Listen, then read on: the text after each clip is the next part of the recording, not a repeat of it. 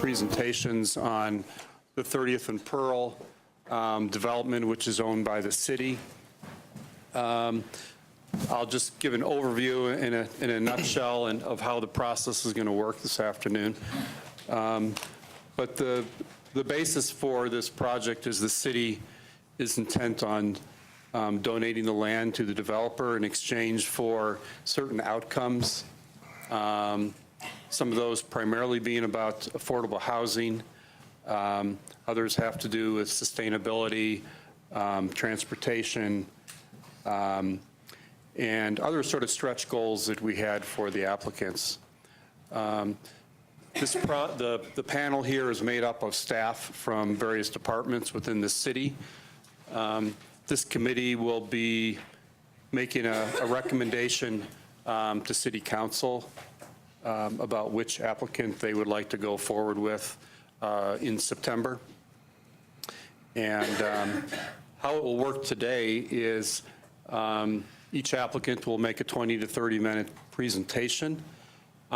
Staff will then have 10 to 15 minutes to ask questions. If anyone has questions from the audience, there's cards that Beth will have. You can write your questions on a card. If we have time, we'll ask those questions. I'll go through and see if similar questions were already asked. But we'll be trying to start each presentation within the hour. And then there's a form that you can fill out with your inputs to each of the applicants. We're going to, at the beginning of each presentation, we'll pass out new forms where you can put your comments on. So with that, I think the first presentation can start. I always wanted to be on Shark Tank. This is cool.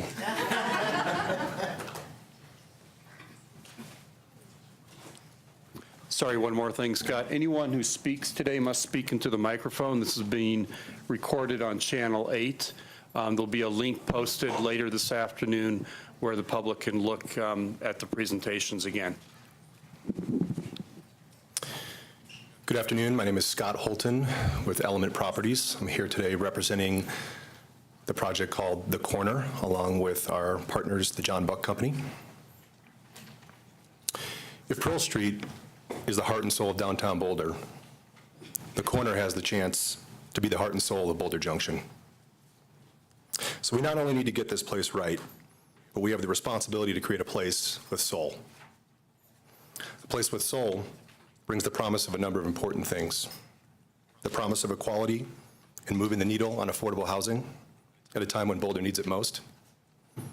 The promise of showing the country, the world, that a net zero mixed use project is possible and that development can be a net positive in the community. The promise of embedding in a new neighborhood our community's values of inclusiveness. The promise of celebrating our unique local culture of food, art, sustainability, and health, all with the idea of promoting human connection.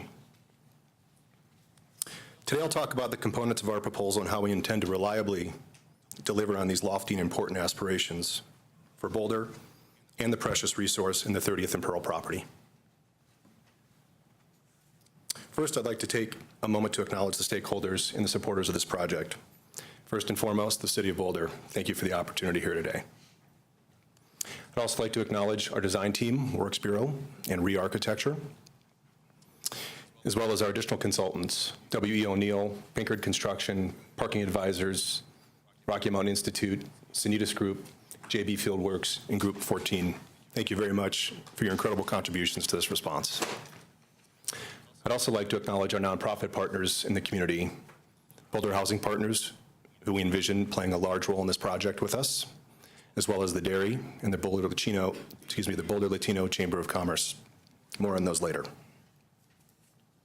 I'd like to speak to a few relevant projects that I'd like the panel to know about. First is Spark. This is a partnership between Element Properties and the John Buck Company, our partner on this response. Spark comprises just about 300 residential units, 33% of which are permanently affordable on site, about 120,000 square feet of office and commercial space. It's a LEED for Neighborhood Development Platinum project, approximately $180 million project, and is currently in construction. I also should acknowledge that the City of Boulder is a contributor on the affordable housing there as well, for which we're very grateful. The next is called the Nest portfolio. This was a collaboration between Element Properties, the City of Boulder, and Google to acquire and preserve 238 permanently affordable apartments at 50 and 60% of AMI. It's approximately a $64 million project, was financed with the assistance of the Housing Division as well as low-income housing tax credits. That project is nearly complete and almost fully leased up today. The next project is a public-private partnership that John Buck did with the City of San Francisco. It's approximately $700 million project, over 700,000 square feet of Class A office in a LEED Gold tower. It's called the Transbay Tower, and is a really innovative TOD project in conjunction with the City of San Francisco. And then lastly, a slightly smaller project, Trinity Commons project here in Boulder, a partnership between Element Properties, Trinity Lutheran Church, KGID, and the City of Boulder Housing Division to produce an underground parking garage, additional community outreach space for the Trinity Lutheran Church, who's been doing outreach there since 1896, and also 16 units of permanently affordable senior housing. The common thread of all these projects is a deep and successful collaboration with local government and community.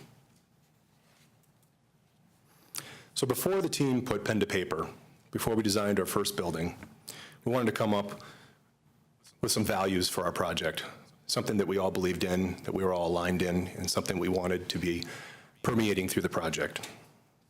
We came up with three main themes. First, a place for everyone. We envision people from every walk of life crossing paths every day. A place with walkable streets, paseos that bring people together of all ages, backgrounds, and incomes. A place to explore. We envision a place connected to the neighborhood and community that celebrates art and culture with special paths and spaces that reveal themselves in new and unexpected ways. Finally, a place that endures. We envision a place with timeless design and diverse spaces that embraces the present and future. A place with embedded sustainability that can demonstrate the dynamism and value in creative urbanity. So our challenge was to take these stated values, follow the requirements of the RFP, wrap them into a form-based code compliant plan, honor the Transit Village Area Plan and the Transportation Master Plan. Pretty easy, right? So we had some key principles on the site planning that we also wanted to share with you. First was holding build-to lines with dynamic edges, anchoring our corners with lanterns of activity, form an arc for Junction Place, from the climbing tower, which I'll talk more about later at Pearl Street, to the flexible arts venue at the park. Engage the park, a concave crescent activating the corner. The 31st Street section, narrow, traffic calming, pedestrian friendly, easy access to the garage ramp on a B street. And then the Spruce Street as a lived-in street of stoops bent to create an interior character and redirect the view from 30th Street down Spruce away from the RTD parking garage entrance. Ultimately, we set out to avoid a heavily branded and insular project in favor of just trying to integrate 4 incredible new blocks into Boulder.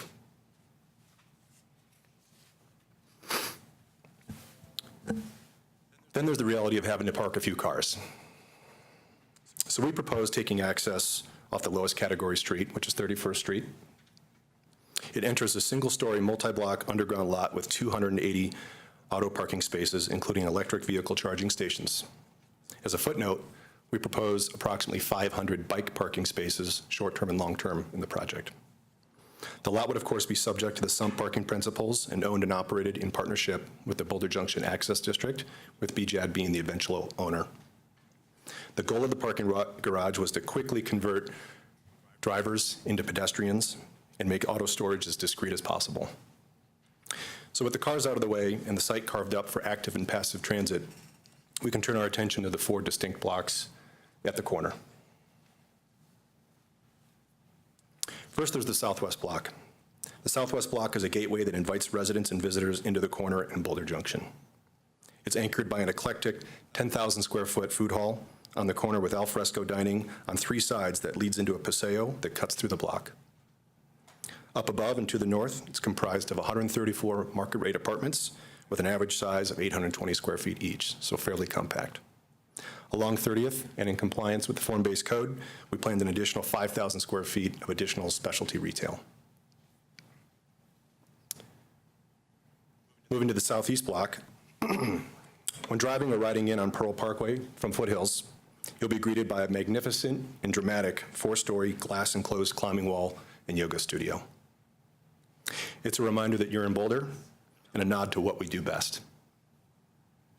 The climbing cube is complemented by 92 micro units at approximately 400 square feet each. Of that, we envision 36 as permanently affordable and the other 56 as market rate affordable, given that micro units will rent for approximately 60% of AMI or below, given our research. This is a way to provide additional affordability to households in this community while conserving precious LIHTC and city funding resources. Along the north edge of this block, we planned a 5,000 square foot nonprofit co-working space that we proposed to the Boulder Latino Chamber of Commerce, as well as a possible library or community space. Both of these spaces would be provided core and shell by the developer to these groups for their vision and programming. Finally, the building envelops a neat little pocket park. It connects to the paseo that runs behind the food hall to enhance connectivity through the site and provides for a contemplative space. I'll move north to the northeast block. The northeast block brings together family-oriented townhomes, a massive green space, and a flexible arts venue. Indeed, we've modified the western edge of the park to hold the activity and orient best to the townhouses, but the park remains the same size as always planned. We've programmed a 10,000 square foot indoor-outdoor flexible arts venue. We propose that the arts programming and use would be handled by the dairy, and the event center would be a much-needed space in Boulder to provide a venue for weddings, bar mitzvahs, and quinceañeras. Lastly, and anchoring the park, we envision 18 family-oriented townhomes averaging 1,680 square feet each with attached garages in the back. Then we move to the northwest block. The townhomes continue a rhythm along Spruce Street with front porches and stoops. Culminates in a wonderful setting for 72 permanently affordable senior LGBTQ housing units. We envision fairly compact units with an average of 640 square feet among 1 and 2 bedrooms. The northeast block is broken up with another paseo running east-west and is accessed by a sun-drenched plaza with tables and chairs and western views designed as part of the overall 5,000 square feet of senior common area amenity spaces. Lastly, we integrate water quality in the contemplated multi-use path in an intimate muse space connecting Spruce Street with Goose Creek to the north. So that was a lot of information. A quick program summary is that we're going to provide housing diversity over 324 residences in the project, comprising 33% permanently affordable and an additional 17% market rate affordable micro units on the site. 381 total parking spaces, largely out of view, along with 500 bike parking spaces. 20,000 square feet of retail, fully in compliance with the form-based code, and 15,000 square feet of developer-subsidized arts and nonprofit space. I'm going to now turn it over to Kevin Knapp to discuss social and environmental sustainability.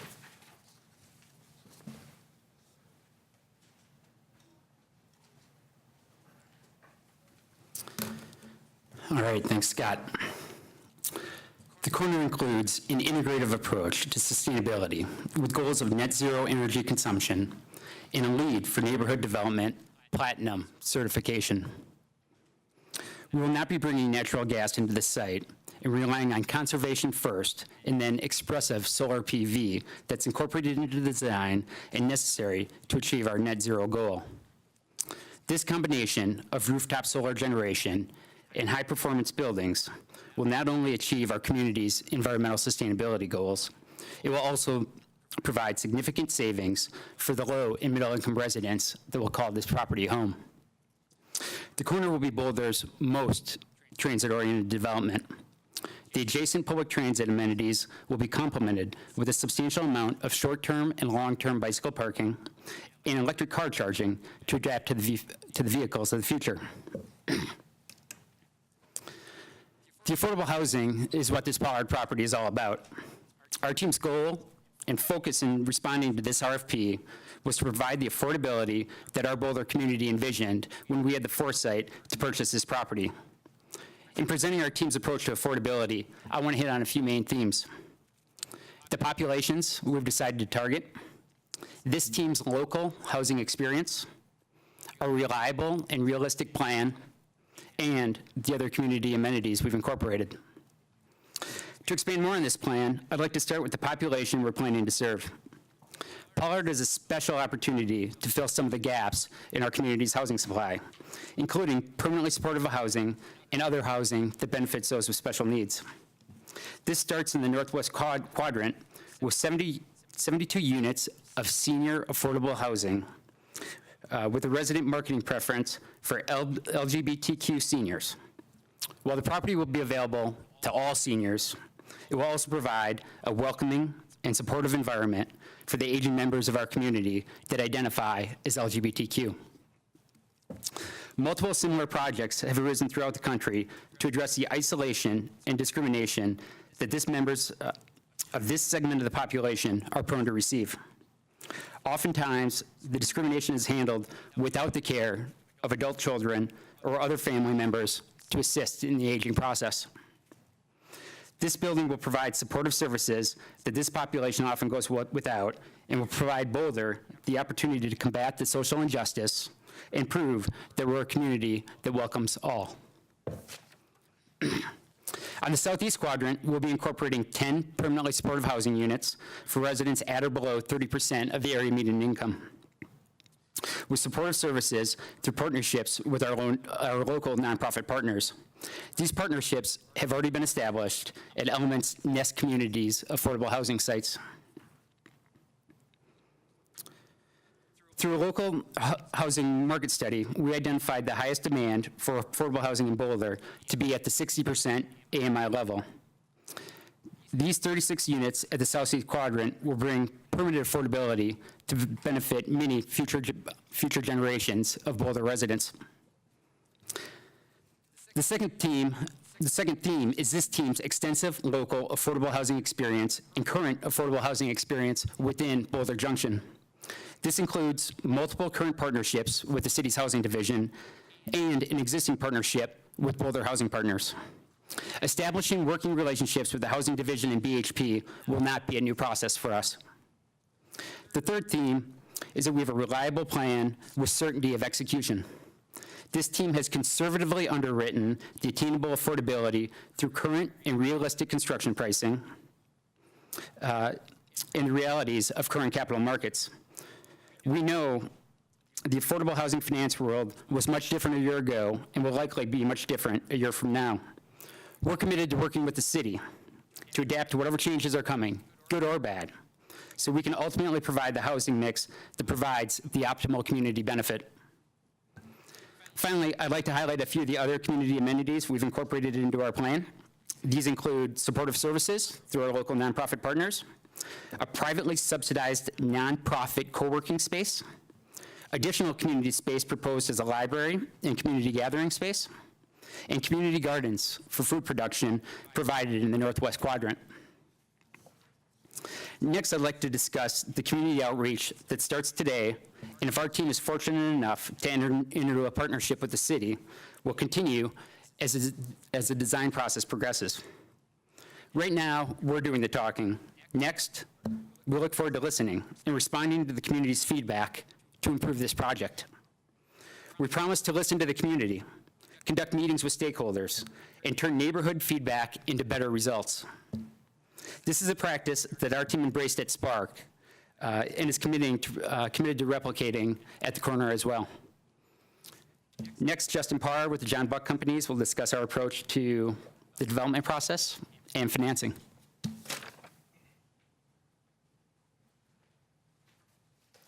Thank you, Kevin. This slide is quite detailed, as you can see. The purpose of this slide is not for us to take everybody's time and go through it step by step. It's simply to demonstrate that our team knows how to operate within Boulder. We will not need the city to teach us the process, which will allow city staff to focus on our submittals on behalf of the citizens of Boulder and ensure that we, as the developer, will be stewards of this project on behalf of the city. With regard to financial feasibility, I think it's important to remind everyone that our project team includes architects, engineers, contractors, and developers that are all currently working together on an almost $200 million project in Boulder Junction. Our team is currently building all of these product types just around the corner, including an underground parking garage, both market rate and affordable multifamily, townhomes, and mixed use with retail. Our projections, supported by all of this experience, have real-time data from the Boulder market. With regard to city funding participation, our team is requesting that the City of Boulder contribute the land to the development process. This is a generous contribution, and as such, we will require no additional gap funding from the city. Now I'm going to talk a little bit about the details of how we hope to achieve this. With regard to infrastructure and parking, it's our understanding that the Boulder Junction Access District would like to own and control the parking garage. As such, we've designed a very efficient, multi-block, one-story underground parking structure. It'll be efficient to construct and efficient to own and operate. The initial construction will be financed by the developer and sold to BJAD upon completion. BJAD will be able to finance the acquisition through income generation of the parking garage and the mill levy of the other portions of the project. With regard to vertical development, the market rate development projects, the apartments and townhomes, will be financed with conventional debt and equity. The affordable will be financed with low-income housing tax credits and supportable debt of these projects. Gap funding for the affordable portion will be covered by the cash in lieu that we calculate from the market rate units. The flexible arts venue will be supported by, financed by debt, which is supported by event revenue, development equity funding, and anticipated nonprofit partner sponsorship. Our team has utilized strategic blend of funding sources that are both readily available and self-sustaining. And now Scott's going to come up and close.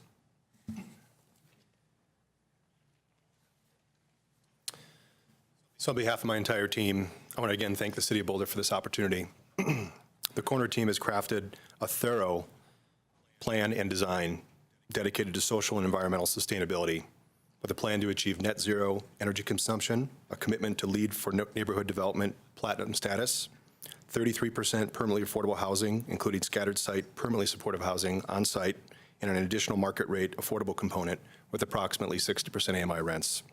We have a sound financial plan that requires no additional city subsidy beyond the land contribution, relies on non-competitive 4% LIHTC financing, proposes a partnership with the local housing authority, and provides important, much-needed nonprofit spaces and amenities for Boulder Junction. We are a local team who've all worked together in mixed use and mixed income projects and are passionate about creating a place for people that has soul. Together, let's try to make the Corner a reality. Look forward to your questions. Thank you.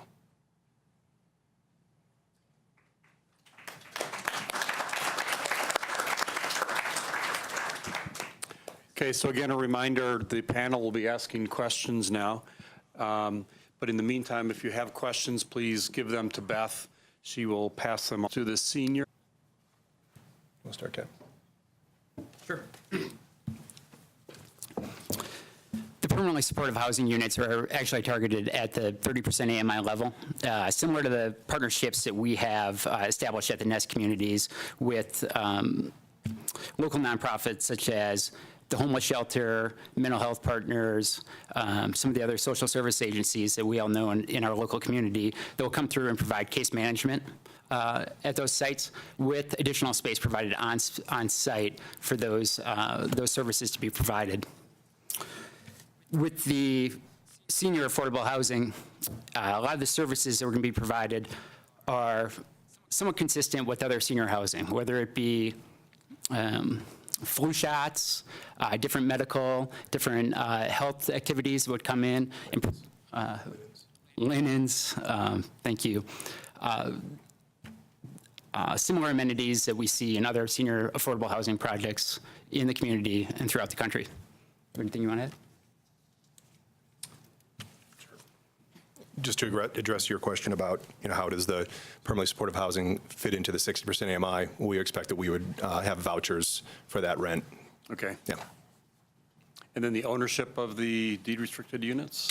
We anticipate a partnership between the private developer and the housing authority. Okay.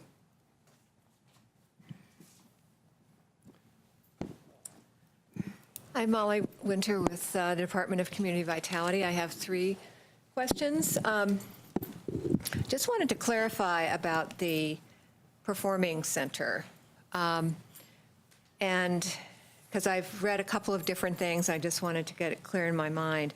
So with that performing arts center, are you expecting to have a citywide ballot initiative to fund it? If that doesn't happen, then what would that space, how would that space be programmed and supported? So I was a little unclear about how that would be financed and what was the role of the city in providing the funding. That's question number 1. Okay. We'd love to be included in 2A if that's a possibility. However, from what you heard today from Justin talking about financial feasibility, we did not include it at this time. So that is one of the merits, I think, of our application, is that it's not relying on maybes. We don't need 2A to make that a possibility. It would be a combination of supportable debt from the revenue from the center, which we anticipate to be about 1/3 of the capital structure. We anticipate about 1/3 of the next part of the capital structure to come from the developer as a contribution, and then the last 1/3 potentially to come from the nonprofit who might operate it by themselves. And I'd seen one mention the dairy, so Correct. is that a set? It's not set, but we've have had discussions Okay. and wanted to get through this portion of the process first and then Right, start of course. talking turkey. Okay, well, that's great. So the project itself would support it as well as working with the nonprofit sponsor. And developer contribution. Yeah, and developer contribution. The other question I had is about the issue that was raised in the RFP about affordable retail, and just trying to understand the model that you're talking about, and I'm assuming it's associated with the nonprofits you mentioned. So could you just review how that would be sustainable and what would actually make it affordable?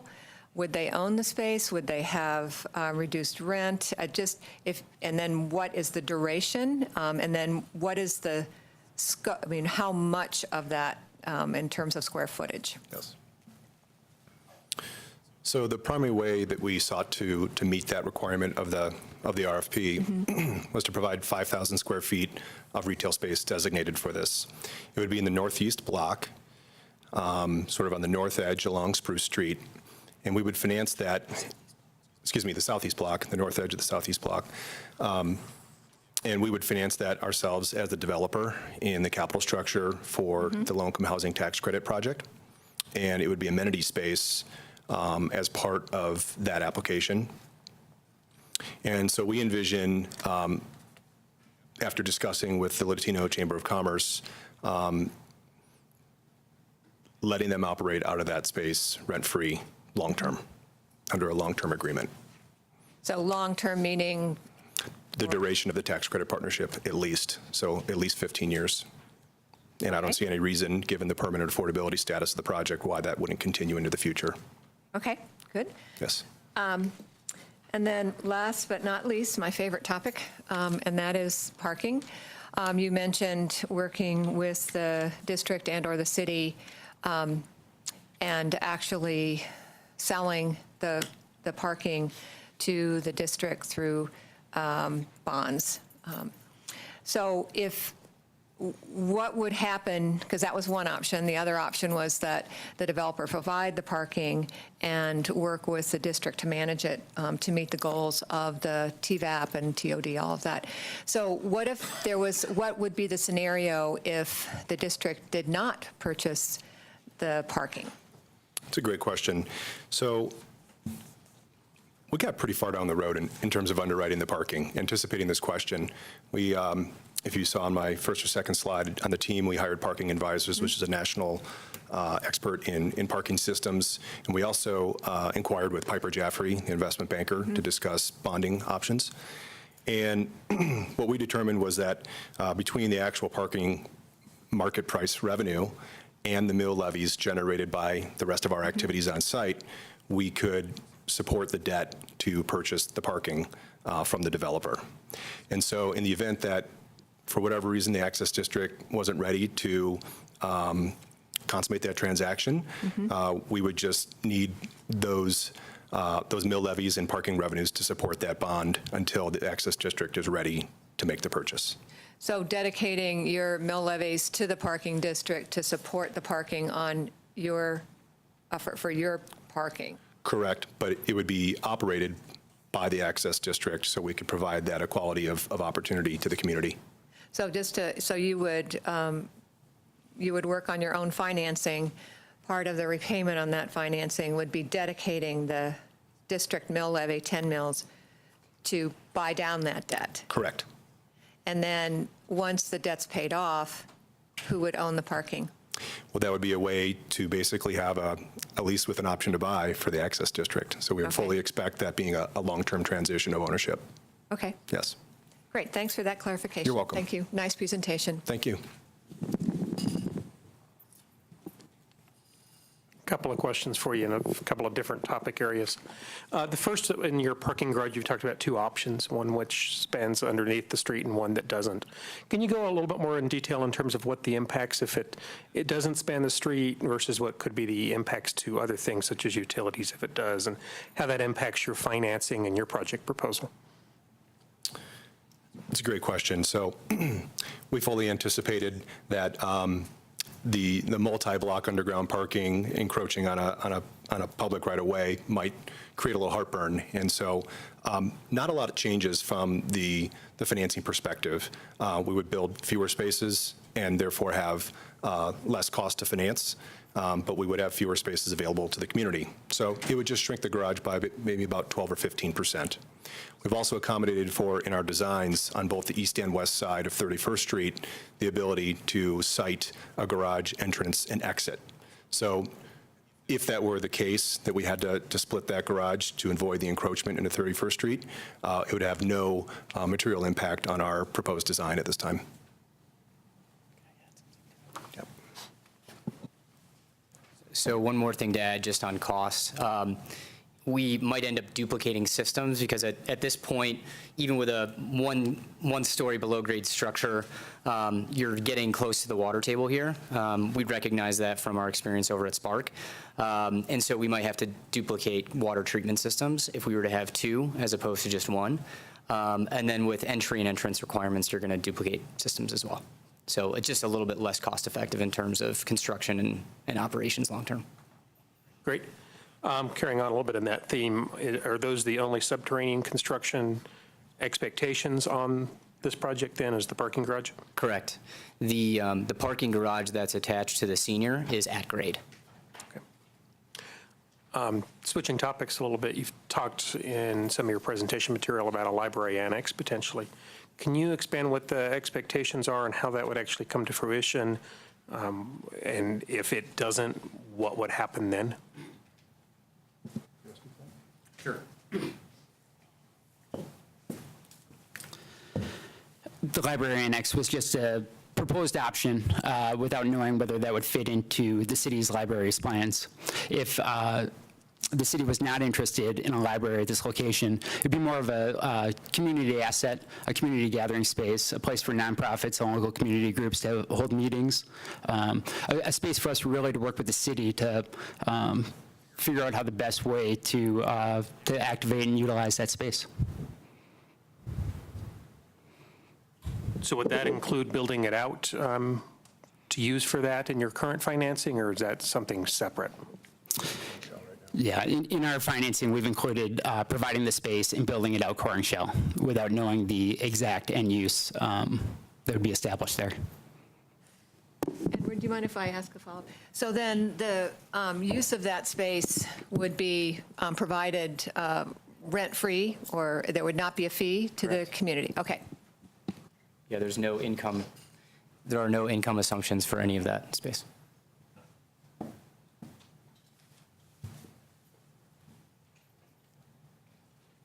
I'll ask one final from my side here, hopefully final. From public infrastructure, streets, utilities, all of that, anything unique or any potential challenges you've identified, either in the funding, financing of that, the building of that, or the operating of it?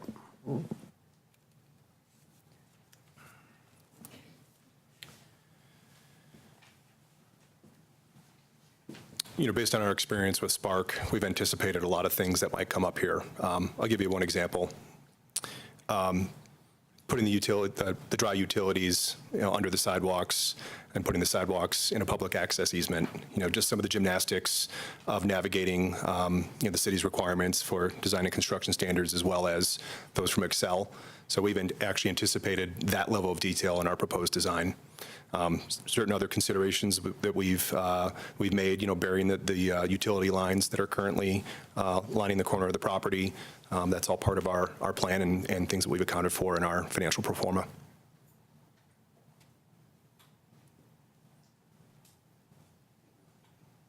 I'll ask a little bit of a follow-up question. Oh, sorry. A little bit of a follow-up question with regard to the park at the northeast corner and then sort of your engagement with that park with the sort of performance space amphitheater. You've talked a little bit about the sort of financing and ownership of it, but can you just speak as to what your proposed approach might be in terms of activating the space, in terms of, because presumably whoever occupies that performance space is not going to be programming that 16 hours a day, 7 days a week or whatever.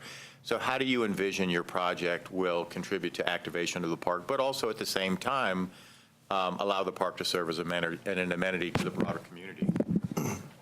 That's a great question. So I don't know if you've seen any of these studies about how arts in any small project like this can be massively accretive to the project in terms of attracting visitors and providing amenity to residents. And so we believe strongly in that.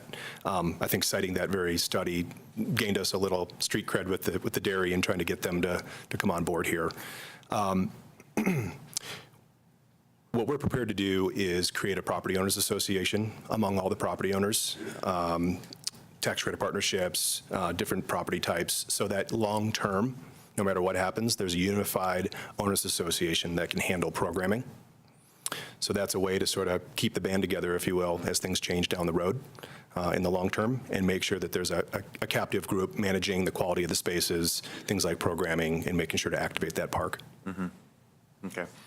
I had one other question. Can you just, whichever member of your team, if you need to refer to some graphics to do this, describe your philosophy in terms of, as you laid out the site design, in terms of space oriented towards the automobile and space oriented towards the pedestrian, especially as it relates to a pedestrian who may not be even a resident or a user of the site of one of the commercial retail spaces. I think one of the larger liberties that we took was 31st Street. I think this is something we'll want to work closely with the transportation department on, is we really calmed 31st Street. If you're coming out of the food hall and you want to go across with your kids and enjoy the pocket park, we want to make sure that that's a safe passage. And so we took some liberties with the street design on 31st and really narrowed and traffic calmed that. We envisioned sort of a cobblestone sort of paver. We envisioned bollards, a place that the pedestrian is the primary mode of travel, and cars maybe aren't sure they're supposed to be there, and therefore drive accordingly. Mm-hmm. What about on the northern portion of the site where you have the townhomes, and therefore you've got the required access of getting automobiles to the townhomes and so forth? How do you envision handling the respective roles of the pedestrian and the automobile there? We haven't planned any major pedestrian crossings. There is the multi-use path crossing, so we do envision a stop sign. Mm-hmm. And that's something we're going to have to work on carefully with the transportation department. I think the biggest move on that is the bend that we propose in Spruce Street. That's not on TVAP. It does really two things. I mentioned it that when you're looking east on Spruce from 30th, I do not want us looking at the bus entrance of the RTD. We want it to be a little more of enlightened of a view, so you'll see more of the plaza and the Depot restaurant. So I think that bend will help with a little bit of calming. And then, of course, anyone who's driving on that street coming off of Junction Place, that's already going to be slightly calmed coming through the bollards, and hopefully we'll create a safe passage for pedestrians. Thanks, Scott. I can't help myself but getting overly technical, but We started it. will the streets be dedicated public rights of way, or are we going to do something similar to as we did in Spark, where there's going to be a portion and easements and the actual pavement section then would be dedicated? Have you got to that level of granularity? We thought about it. I know at Spark we got down to front or back of the curb, et cetera. I think as long as we address it early, I think we can plan around it. Okay. I think the biggest thing is just, managing the divergent sort of interest with Excel, et cetera. And that's why I'm asking, because it seemed like we could have front-ended it a little bit better on both sides in Spark. And then secondly, in that vein, has there been any thought given to how the property would be subdivided, especially with an ownership interest on the site? Well, talking about getting things started early, we'd love to try to get the townhomes to lot and block. Homeowners associations are a threat to long-term affordability. And so with the city's partnership on that, we'd love to try to work that into the equation, which would be great. We're pretty close in terms of frontages on rights of way, depending on how you count those rights of way, maybe the park.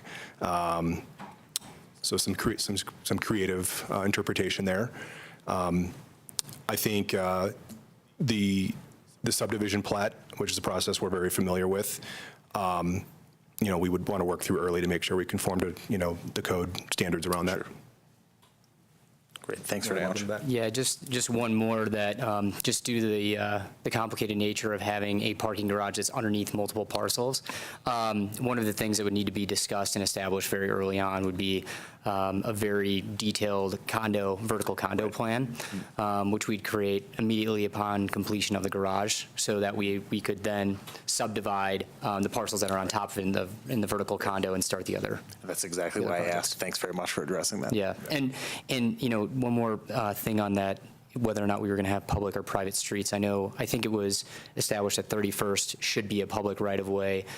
If it made sense to make that a private street that's then taken care of by the developer, we're definitely open to that. We were talking amongst ourselves on it. So. Charles, could I just want to follow up, because in your follow-up comments, it does say the public right-of-way, roads, and multi-use paths, the city transportation would control and maintain. So are you saying then that the roads and streets and multi-use paths would all be city? Correct. Dedicated to the city? The sidewalks would not? Correct. Based on Excel. Based on Excel. They're not Okay. wanting to put their lines in the right of way. And so our proposal is to lay those lines in private property, but then overlay that with a public access easement on the sidewalks for the public to utilize, Okay. with private ownership maintaining those. Lessons learned. Well, we're talking about Excel, and you've indicated you've planned within your financial for the undergrounding on 30th. Can you go a little bit more detail of what you've looked at to determine those costs, and how assured you are that you have adequate funding for that infrastructure change? We could, that was one of the benefits of having a general contractor involved, and having the same general contractor involved just up the street, who's working pretty closely with Excel on a massive infrastructure project. So I believe they spoke with Sturgeon Electric, who is a main contractor of Excel. We asked for an order of magnitude number and kind of put 150% on that to make sure that we covered that.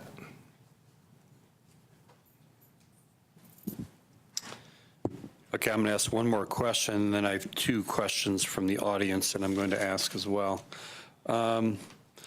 So your micro units, you're counting them as part of your overall affordability of the site, partly because you can get them down to that rate. What's stopping you from deed restricting some of those units? And is that a possibility? I think wanting to tie this sort of solution up into a bow for the city, as Justin mentioned, the cash in lieu that's generated from the market rate units is adequate to contribute to the gap for the affordable units. And that played a big role, along with the design constraints of the site, in terms of how much affordability we could have with all the various assumptions that are in real time because of our activities down the street. I think it's possible. We're open to discussion. It would be additional city subsidy. And I think we were trying to be creative to achieve that market rate affordability without using precious LIHTC and city funding resources. But it's absolutely up for discussion. And the commercial spaces, you talked about having them restricted for the period of the LIHTC. Correct. Is there any way to make it longer than that? I think we could look into like a permanent affordability covenant for those. I think And that'd be a way to ensure managed- that. That would be managed through the HOA. Correct. As far as tenants that Absolutely. fit those criteria. Either the HOA or the property manager for that specific building, Sure. for that Okay. LIHTC project. So let me ask, there's two questions here. One of them we'll probably ask of all the applicants.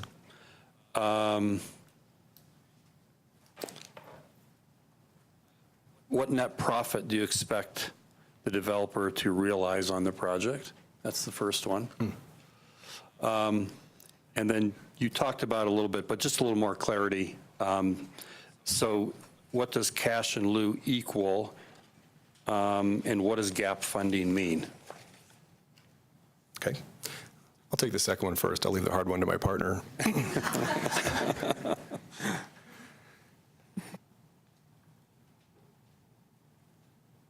So gap funding is the difference between the total project costs and the supportable debt on a project, and the LIHTC added on to that. So take total costs minus LIHTC proceeds minus supportable debt proceeds. That's what gap funding is. The cash in lieu that's generated in terms of the obligation for all of our market rate product, take into account the for sale townhomes. Michelle Allen will be proud of me here, and the penalty for not providing on-site affordability for the townhomes, the cash in lieu for the 134 market rate apartments, and the 56 market rate micro units. When you total up all the cash in lieu and add 10%, assuming that we're not going in for building permit until maybe this time next year, that equates to $4.5 million of cash in lieu. And just for clarity, I think I know the answer to this, but to the others, that's an internal financing mechanism that you're using. Those aren't funds going to the city and then you requesting them back. You know, we're willing to work with the city to figure out the best way to ensure the projects all move forward. So either way is fine with us, whether it's an on-site classification or paying the cash in lieu and requesting funding. We're happy to work in a way that best protects the public. Okay, so can you address the final question then? Yes. I was hoping you forgot. So with regard to the for sale townhomes and the market rate rental portions of the project, generally when we enter a project like this, we're looking for about a 17% return on an annual basis based on our equity investment. Okay, thank you very much. We're actually right on time. I don't know if you have any final statements. Thank you for your presentation. I think it helped us a lot in understanding your proposal further. We're going to take a short break. We're going to start with the next applicant at 2 o'clock. Thank you. Thank you.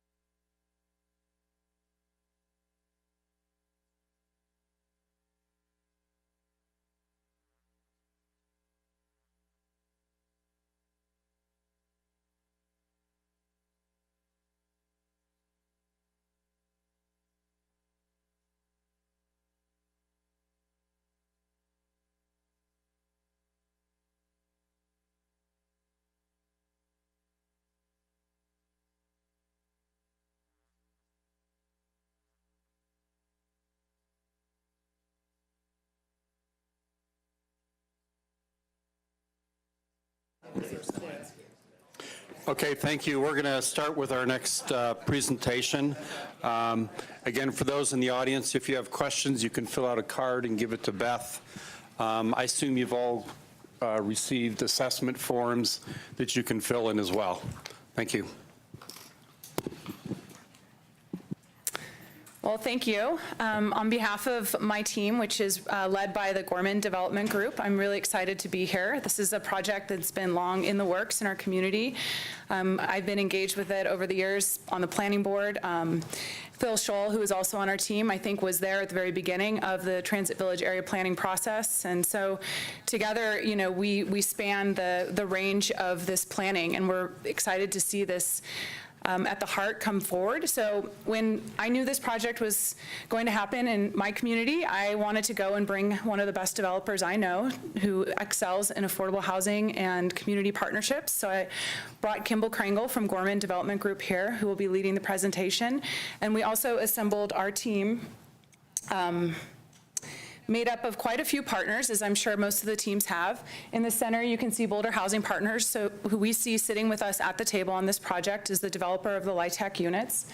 And then we have Danuve Construction, who will both be our contractor as well as our for-sale developer.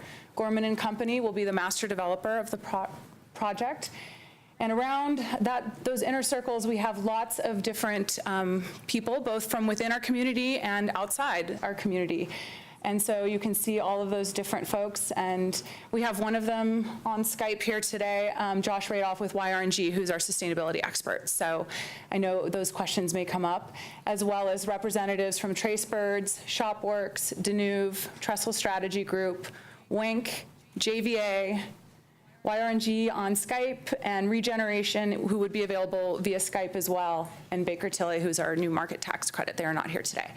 So hopefully we can cover all of the bases and your questions. And I just wanted to start off our presentation with a short video we made to capture the essence of our project, knowing we had a limited amount of time.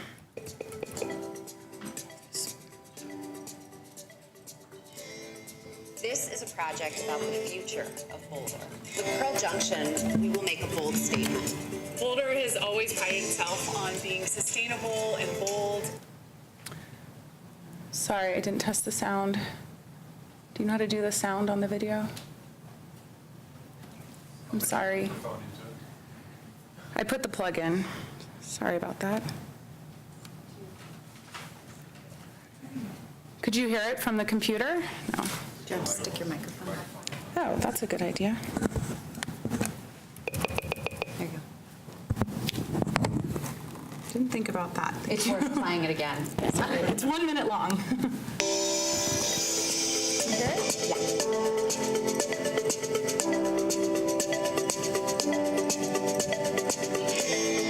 This is a project about the future of Boulder. With Pearl Junction, we will make a bold statement. Boulder has always prided itself on being sustainable and bold in all of its policy decisions. We have the opportunity to do something that represents the ideals of our community. That is 100% sustainable, affordable, and focused on mobility. It's about de-emphasizing the automobile and emphasizing other modes of transportation. This is a truly living and breathing community. 97% of our units will be perpetually affordable. Boulder's an innovative city and has the opportunity with this project to set an example for other communities that grapple with affordability in a creative way. Our team is innovative. We passionately believe in this vision. We have the experience to get this done. We live in an amazing place, and this is an opportunity to give back to the community of Boulder and create something that is truly beautiful.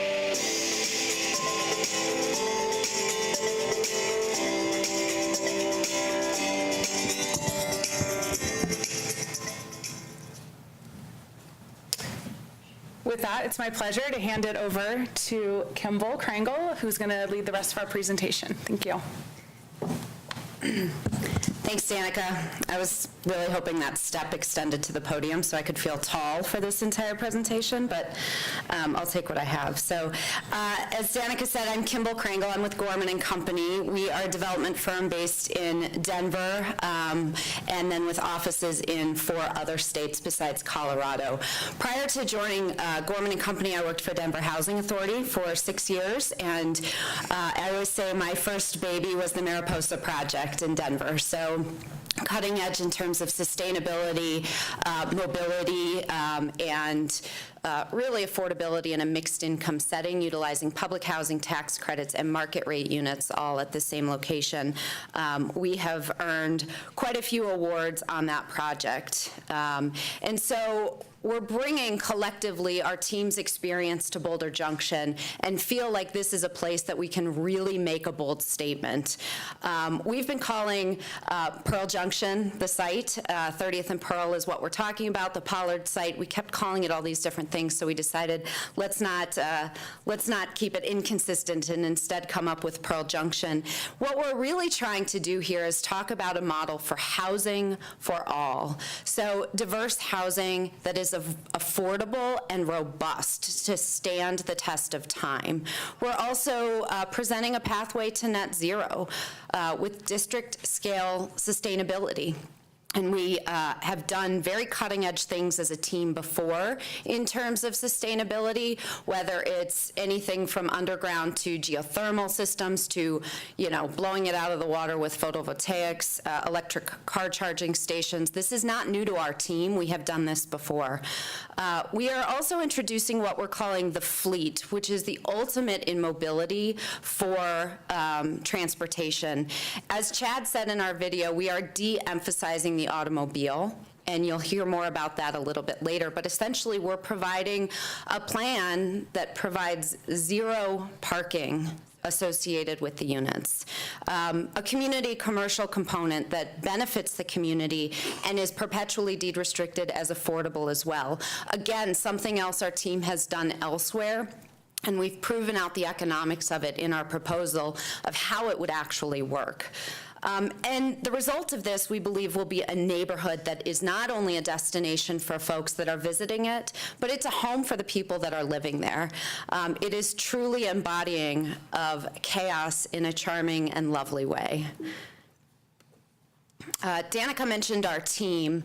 I think it's important to point out that our team has collectively over 35 projects together under our belt. Now, it's not like this whole team has had 35 projects, but lots of different pieces and components of our team have worked together in the past. In fact, Danuve, Shopworks, and Gorman and Wank were all at a groundbreaking yesterday in Denver, a grand opening. We just completed a project in a fairly pedestrian, hostile environment and have a lovely result of a mixed-use, mixed-income TOD building that is completely full and living the way that we thought it would.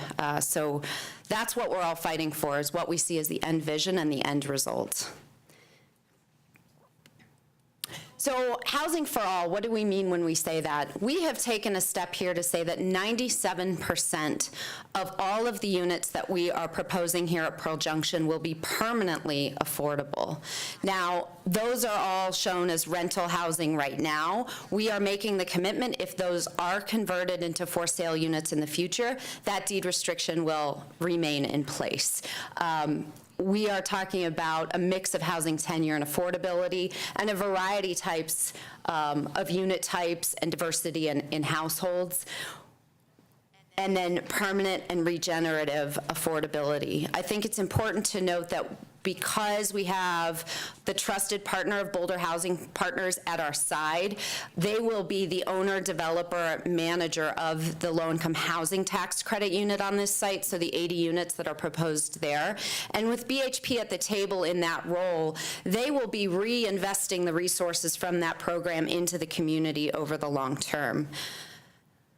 Our rentals range from anywhere from 30 to 150% AMI for 97% of our units on the site. You know, when we were sitting down as a team and talking about why we wanted to do a unit mix like we came up with? Why so much affordability when maybe it wasn't mandated? Why were we talking about rentals when maybe we could have done more home ownership? What we really did was we started to pick apart the city's middle-income housing study and look at some of what we considered to be early red flags for the city of Boulder. We as a company are doing work across the country, but also in very difficult to develop markets like up in Vail, Colorado, where prices are exorbitantly high, and they are now facing a middle-income housing crisis. Folks that can't afford $1.5 million home but make too much money for deed-restricted housing literally have nowhere to go. They can either live in Leadville, Kremling, you name it, but they're driving an hour away. It's starting to sound a lot like what's happening in Boulder. For folks that are in that middle housing profession, veterinarians, librarians, not the low-income classes, but the middle-income classes that the community that you live in depends on, are rapidly being priced out of Boulder. And what we saw by the study that was commissioned by the city was that since 1989, the share of middle-class households in Boulder has decreased by 6% and has been displaced by higher income households. We are trying to combat that trend from continuing by providing this deed-restrictive rental housing unit now. It's important to note that we're not just saying it will be affordable because we're setting the rents at an affordable rate. We're saying it's not only affordable today, but it's affordable in 10 years, in 20 years, in 30 years, as the pressure on that middle-income household becomes greater and greater. When you look at the income range for the households that we're talking about, it's a pretty broad range. But yet again, if you're making $100,000 in the city of Boulder, or $90,000 in the city of Boulder, or $80,000 in the city of Boulder, you're not going to be able to go out and afford to buy a home.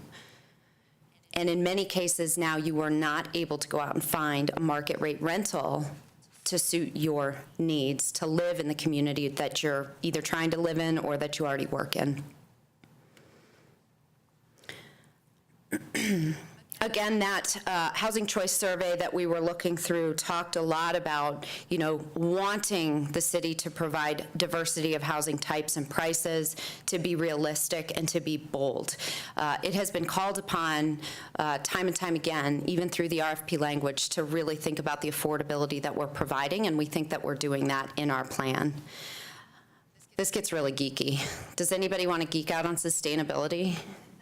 You do, Charles. So does our guy Josh, who's on Skype. We're doing it. Yes, we're doing it and we've done it. Our project team has incredible experience doing not only LEED for neighborhood development on a campus-wide scale, certified, but we've done LEED Platinum, we've done LEED Gold, we've done LEED Silver. I mean, we've just really done it all. And we've done it under varying baselines, whether we're talking about a gas baseline or an electric baseline. Here we have definitely focused on electric. And we'll be minimizing natural gas, obviously, to get to our net zero path. We do all of the energy monitoring that you have talked about in the RFP. We can get really geeky and show you some examples of things that we've actually put into our units before, so that people that are living there in their homes can actually monitor the energy consumption that they're utilizing. We've also installed what we call a gray switch. So when you leave your house, you flip the switch and it kills the phantom load on unnecessary appliances. We know that phantom load constitutes 33 to 35% of the electrical consumption of a unit. So this is stuff we love and we get and we've done. My team is smiling under their breaths because we really do like to geek out on this. So we would love to answer any more questions about that. One of the things that we put together when we were talking about our vision and the boldness of our vision was, how are people going to feel when we say, oh, we're not going to propose any auto storage at this site? And Danica was one to remind us that Pearl Street used to be an auto traffic way. And at the time of conversation for should we exclude cars from traveling down Pearl Street, there's quite a bit of fear about that and some concern from the business owners. And now what you have is a district that is lively and engaged and internationally known. So sometimes it does require a bold step and the willingness of a partner to help the message turn into implementation, the goal turn into action, and that's what we're here to do today. And so this is probably the biggest factor in our plan that we feel is very bold. We are proposing what we call the fleet. So instead of any underground parking, so zero parking for the residents, which means when neighborhood folks get upset and say, well, where are they going to park? They're going to park on the street. It's going to congest our streets. Actually, no, because when you move to Pearl Junction, there's nowhere to put a car. You're not moving to the district with a car. There is no car, so there will be no congestion. There is nowhere to park it. Don't bring your car. We already know that throughout the city of Boulder, there are 3,500 residents right now that do not own a car. So there are people that are like-minded already here, and there are many more people that are working in Boulder that can't afford to live here that do not have a car, that come in on the bus. We are trying to attract those folks here. Pearl Junction will actually provide an upgrade in housing for those individuals and other like-minded folks. Suddenly they can go downstairs from their apartment home, walk out the door, and have all of this mobility option right at their fingertips. They can have Ego Car Share. We have a letter of interest from Ego to provide 30 cars here at the site that will be a shared car. We have a 50 bike fleet for our folks, including, not just the bikes, but like cargo bikes. How do you haul your kids around? How do you haul your groceries around? How do you actually get the stuff from the store back to your place? A lot of people want to do that on bike if they have the correct mechanism in which to do that. This will all be multimodal on demand right downstairs. This is all also along with the perpetual affordability that we're providing. Pearl Junction truly will become a beloved part of the city because it will take this bold step. We are the developer that will actually help make this implementable instead of just talking about it. We do not have a problem saying we can find those households, we can finance this project without auto ownership. And part of the reason is that we're not trying to go out and get the highest rents in the market. We're not trying to package this project and flip it and sell it in 2 or 3 years to the highest paying investor. We are long-term owner operators, and because of that, we're willing to take risks like this. We kind of laugh in our group. We laugh a lot, actually, probably unnecessarily, but we call parking the fur coat of development. It's gross, right? I mean, it's just kind of yucko, but you need a fur coat to be ritzy and blingy and to attract the highest bidders for either your rental prices or your sales price. We're shedding the fur coat here, and we truly believe by doing that, we can get back to a community gem that Boulder has been asking for and that this community deserves. This is a community asset. The city is donating this land. We feel the city has the right to have some very high expectations placed upon it.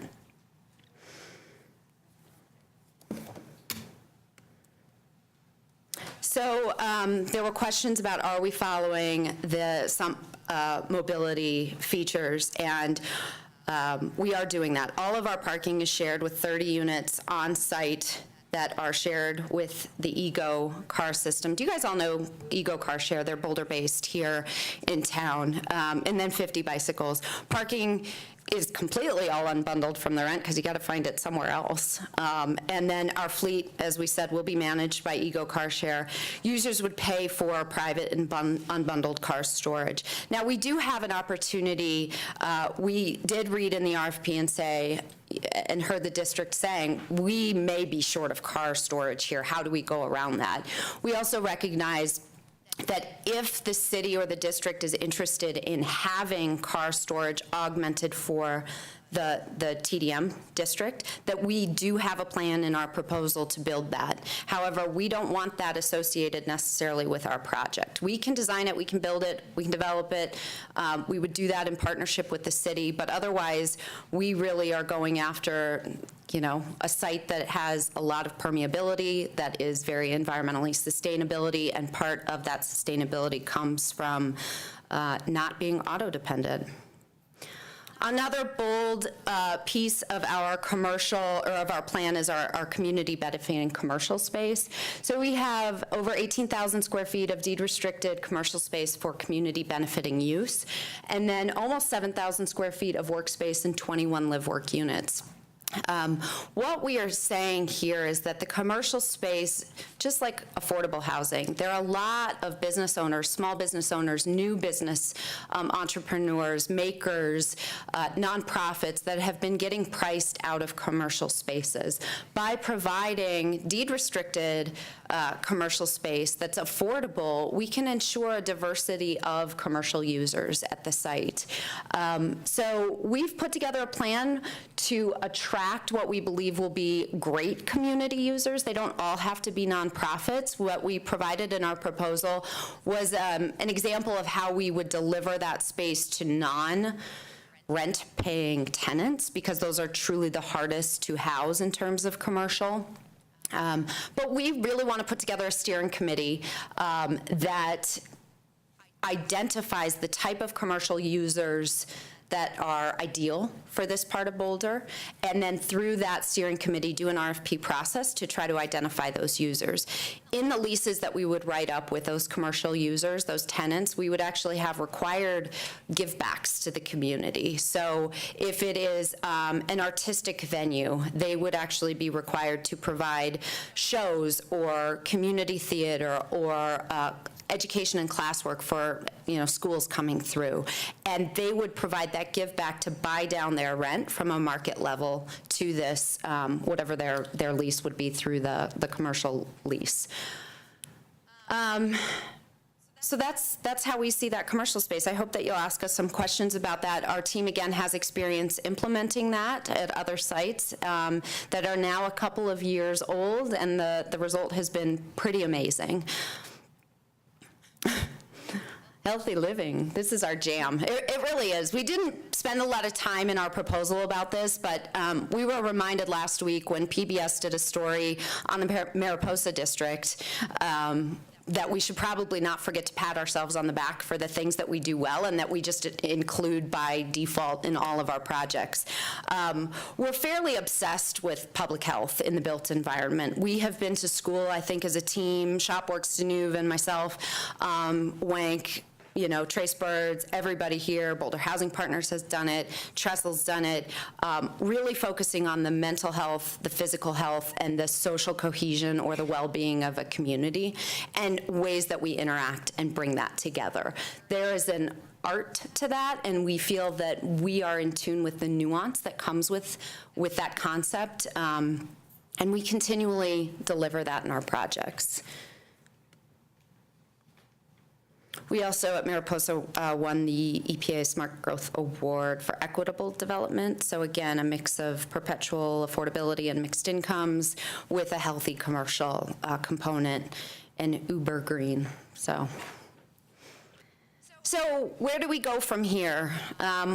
You know, we hope that we are selected. We really would love to take this job. We would really love to be the city's partner. We have been a little bit in a bubble and know that in our, you know, in our bubble as we create our RFP response. But we hope that the city sees that we're the right partner to have at the table to work with you on where we go from here. We may have gotten some things, you know, a little off. For example, we took a little parkland in our initial site plan and we gave it back. Whoops, we didn't really catch all the details with that, but we did give it back, and you have an updated site plan in front of you that shows that. I hope it shows that we're nimble and that we are it's hard to do these things in a bubble, but we are the team. We have the expertise to pull this together. We have incredible financing capacity. Gorman continually does some of the most brain-damaging kind of financial executions across the country you can imagine. We've done EB5 with foreign investments. We've done TIF districts. In fact, the project we opened yesterday was a TIF-funded project. We understand that in Boulder, certain things are not as ideal in terms of financing streams that are others, and so we've stuck really with the basics. It's not an exotic program. It's new market tax credits, which we have a ton of experience in, low-income housing tax credits, which our partner BHP has incredible experience in, and then middle-income housing, which we have experience in delivering. We put that together, we put our minds together, we work as a team, we have the city as a stakeholder along with us, and we really identify what the ideal program here is. We see active community engagement that is not only thoughtful, but is actually sincere. It's something we pride ourselves on as a team, is really hearing what the community has to say and incorporating that into the work that we're putting together. That will lead to refinement of our site plan and program. We go out, we secure the financing, and then we start construction. It's pretty easy. I'm kind of joking, but I'm kind of not. I mean, it's just what we do, and so we feel that we are the team to bring this to you. So we want, as I stated earlier, to make Boulder Junction an active and engaged, beloved gem of the city, and we think that bringing Pearl Junction to the table will help accomplish that. So I left a little extra time in our presentation because we're hoping for more dialogue through questions and answers, and I'd love to invite our team up. So Chad, David, Danica, so that we can answer any questions that you may have. Thank you.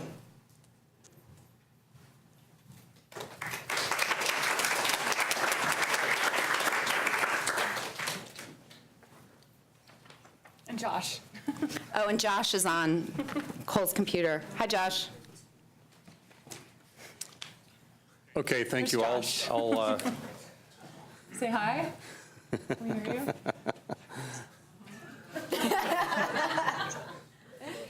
We need this. Here. Stick him up, yeah.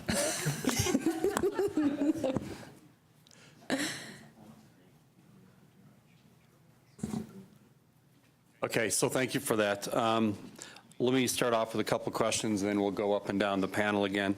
Again, if anyone from the audience has questions, please pass them on to Beth, and we'll get to them if we have time at the end. So my first question is, how do you keep the jam going? And what I mean by that is, after this is developed, there's ongoing effort to keep that community engagement going with the built environment. What's the approach to the perpetuity of that approach? Definitely, and that's the case in a lot of the projects that we develop, is how do you deliver something, you don't get to just walk away the day it's delivered. So through our management, we as Gorman own and operate our projects for the long haul. So we have, over 70 projects in our portfolio. I think you'll hear from a lot of people today that they are gonna probably build it and sell it and move on down the line. Because we're engaged in the long term, we have a vested continuing interest in that property. We'll likely create an association. I mean, we will have common access agreements and reciprocated easements with BHP and with the for sale townhome users that we will have to create an association that keeps things going. The other vitality that is a big part of this site is the commercial tenancy, and those folks will also be part of that association to help keep things operating and keep that jam alive. Okay, so the second question I have, and then I'll pass it on. So you tried to put yourself out there with a high level of affordability. The range of 80 to 150% AMI rental. So 10 years from now, you may be shown to be correct in your assumption around that. However, in your proposal and what you sent to us earlier or this week, you talked about some of the units that could become ownership at some point in the future. Are you able to put a stake in the ground around that? One, from setting it up as a condominium, or would that happen later? What percentage could become home ownership? And at what distribution AMI would that look like? Sure. Yeah, I think and maybe it was too flexible of a stake that we put in the ground, but we did try to put a stake in the ground and say, all of the deed-restricted AMIs will remain what they are right now. We all know, I think, sitting around in this room, nobody's getting 150% AMI as a rental rate right now. That's way above market. Our rents in our proposal are still a value to the market and below market rates, but we're setting those deed restrictions up now so that in 10 years, when we perhaps are approaching 140, 150%, those deed restrictions are already in place. There's no question about it. Once we put that deed restriction on the land, it goes with it if it's a condo or if it's a rental. Setting up a condo, the project that we just opened yesterday had a condominium component of it, a little different take on it, but we're not opposed to that. The difference that comes into play between housing that is condos and rentals, we don't know that. I mean, everything we've seen in this study says that people that are looking for home ownership are looking for duplexes, fourplexes, and triplexes. And so without auto ownership, our proposal may not be ideal for home ownership. And that's just, being very transparent with you. Once we say we're going to make all these home ownership units, you're going to start seeing a lot more auto ownership because that's required to sell a unit. That's why right now we're not willing to go there. We're happy to say we can set the building on the northwest corner up as condominium or potential to be converted into the future. If that would be of interest. That's not a problem at all. And again, that deed restriction is set and established day one, and that will not dissolve. I mean, it's a perpetual deed restriction. Okay, thank you.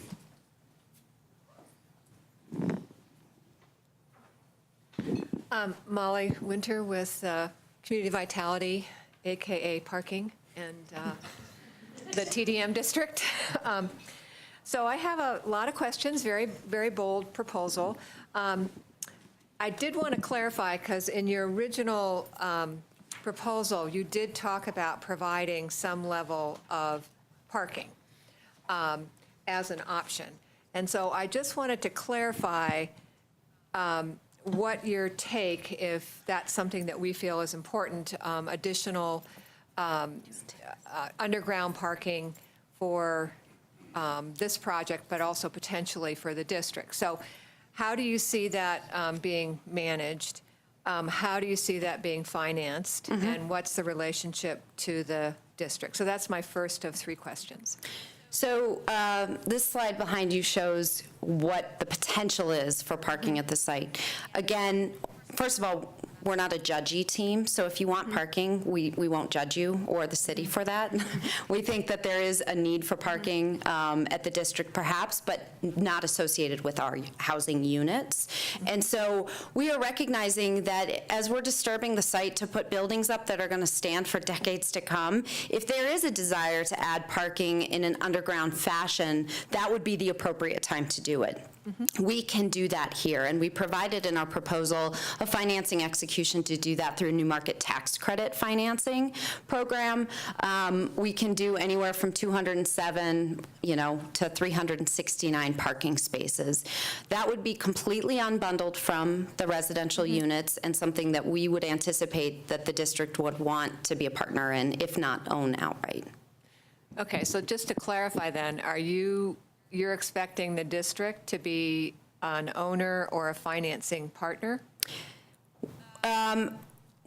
I think we said in there, because it's what we can do, we can own it. We could even operate it or kind of lease it out to the district to own, not finance it. The financing is possible with a new market tax credit execution, as we put into our proposal. So we are not seeking additional funds from the city or from the district other than the donation of the land. Okay. That is helpful clarification. And then about your fleet proposal, so this would be for the residents only of the development.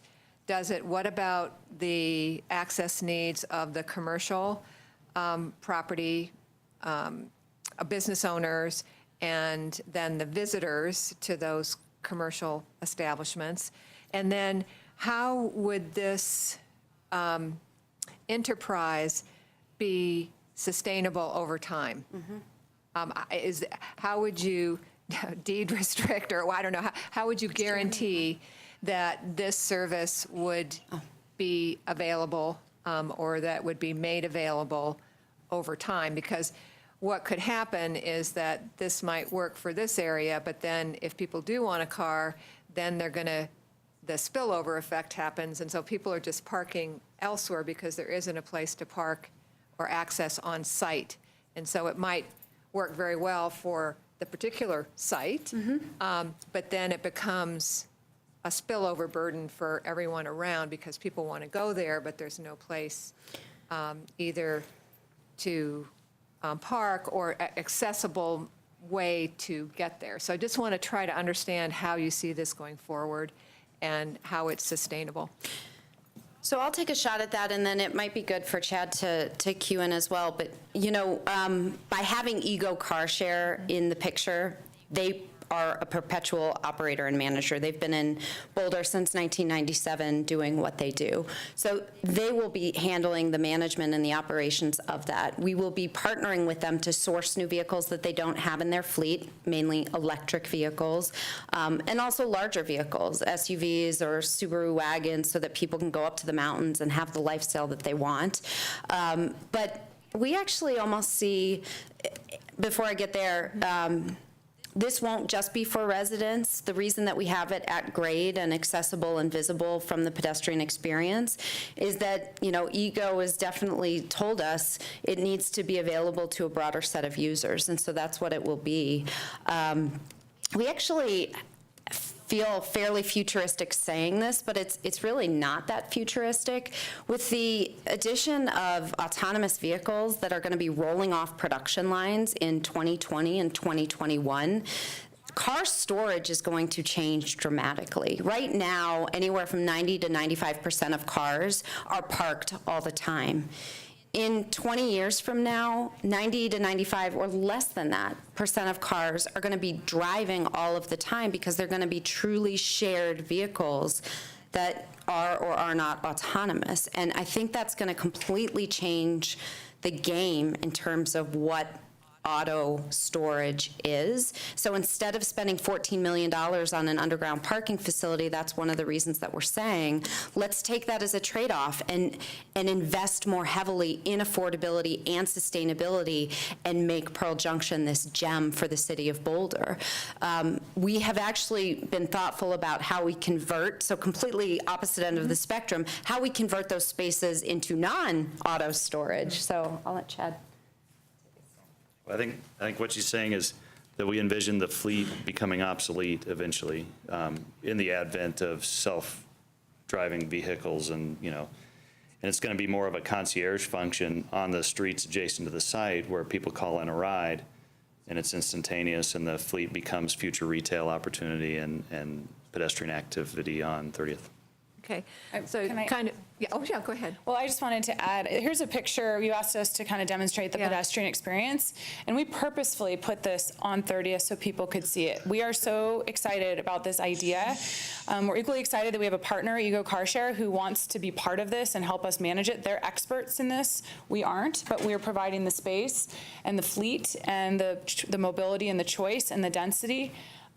We want to show this off, and someday when it's not needed, this is retail space and office space. I work on a lot of projects with very, very expensive underground parking garages built in areas with water 3 feet below the ground at $60,000 a parking space. Right, David? And I would love to change that and say, what if we didn't dump all this money underground and we actually put it into a fleet, put it into housing, gave people choice. They can rent a space if they want underneath their apartment, or they can use a car or a bike or the other services that are already there. We're not talking about displacing the services. We would love the TDM, the general improvement districts, to take our technology and expand it. What if this was a pilot and a way to try something new? Kimball's willing to underwrite it. You know, we've come up with the ideas. We're partnered with the experts to make this happen.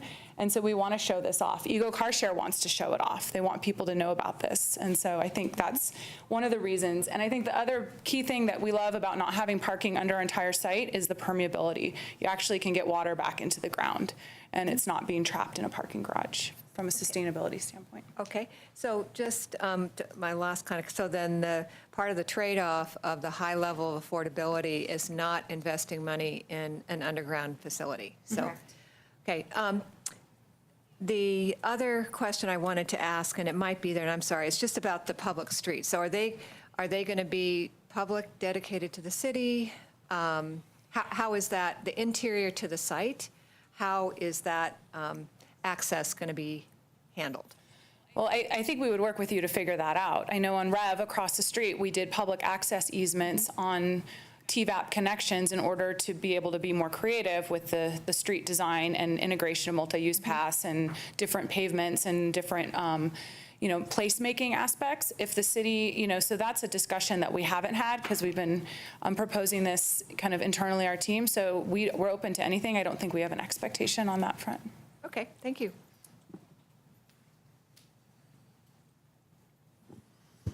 Asking the overall infrastructure question, because we really haven't discussed a lot of that. Is there anything in here you see as a potential challenge with the financing plan, with the design and layout?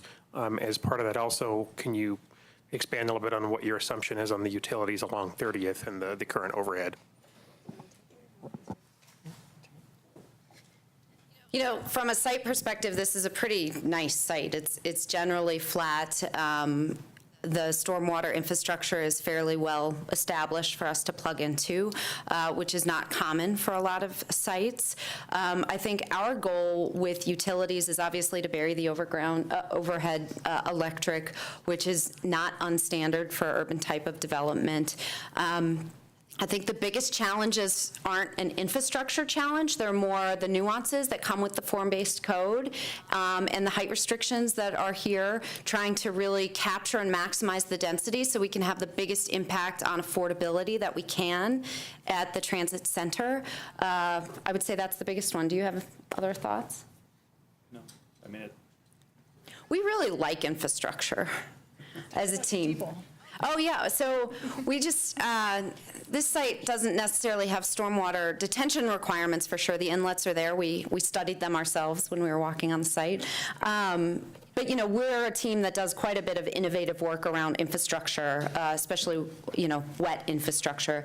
So on the project we opened yesterday, we had an innovative cistern system that does not hold water. Oh, my goodness, no. It's a sand filtration system, but that's very innovative. And it's a cistern. It's an above-ground cistern that's now covered in beautiful artwork and really showcases the innovation of how a site handles stormwater, which oftentimes the quickest answer is get it out of sight, out of mind. And as Greg Dorlek from Wank has been reminding us for a long time, water is not the enemy here. Water is our friend, especially in Colorado. So we like to work with our infrastructure and make it work, not fight it, and do the best that we can with it.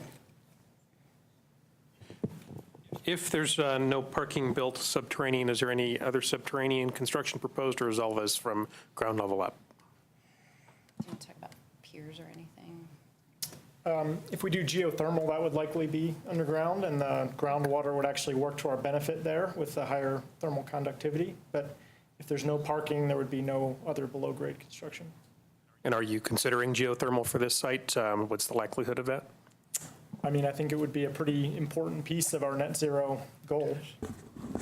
On other net zero projects that we've done, Sorry, can you speak into the microphone? I'm sorry. Other LEED Platinum and ultra-sustainable affordable housing that we've done, geothermal has played an important role. I'm going to let Josh, can you chime in? I think, can you hear me okay? You're also sideways. Can you flip your phone? Yes, you don't like sideways? Is that upside down or just? Yep, that would be upside down. Well, okay. Is everyone getting sick? Is that fun for everyone? I hope everyone enjoyed the tour of the Seattle office here too, as well. Happy to help. No, I mean, I was just going to say, I think David covered it pretty well. We go into this, the net zero approach, with more of a performance-based goal and try to be technology agnostic. But I think ground source heat pump is one of the top contenders that will likely emerge, but we'll use the energy modeling to figure that out.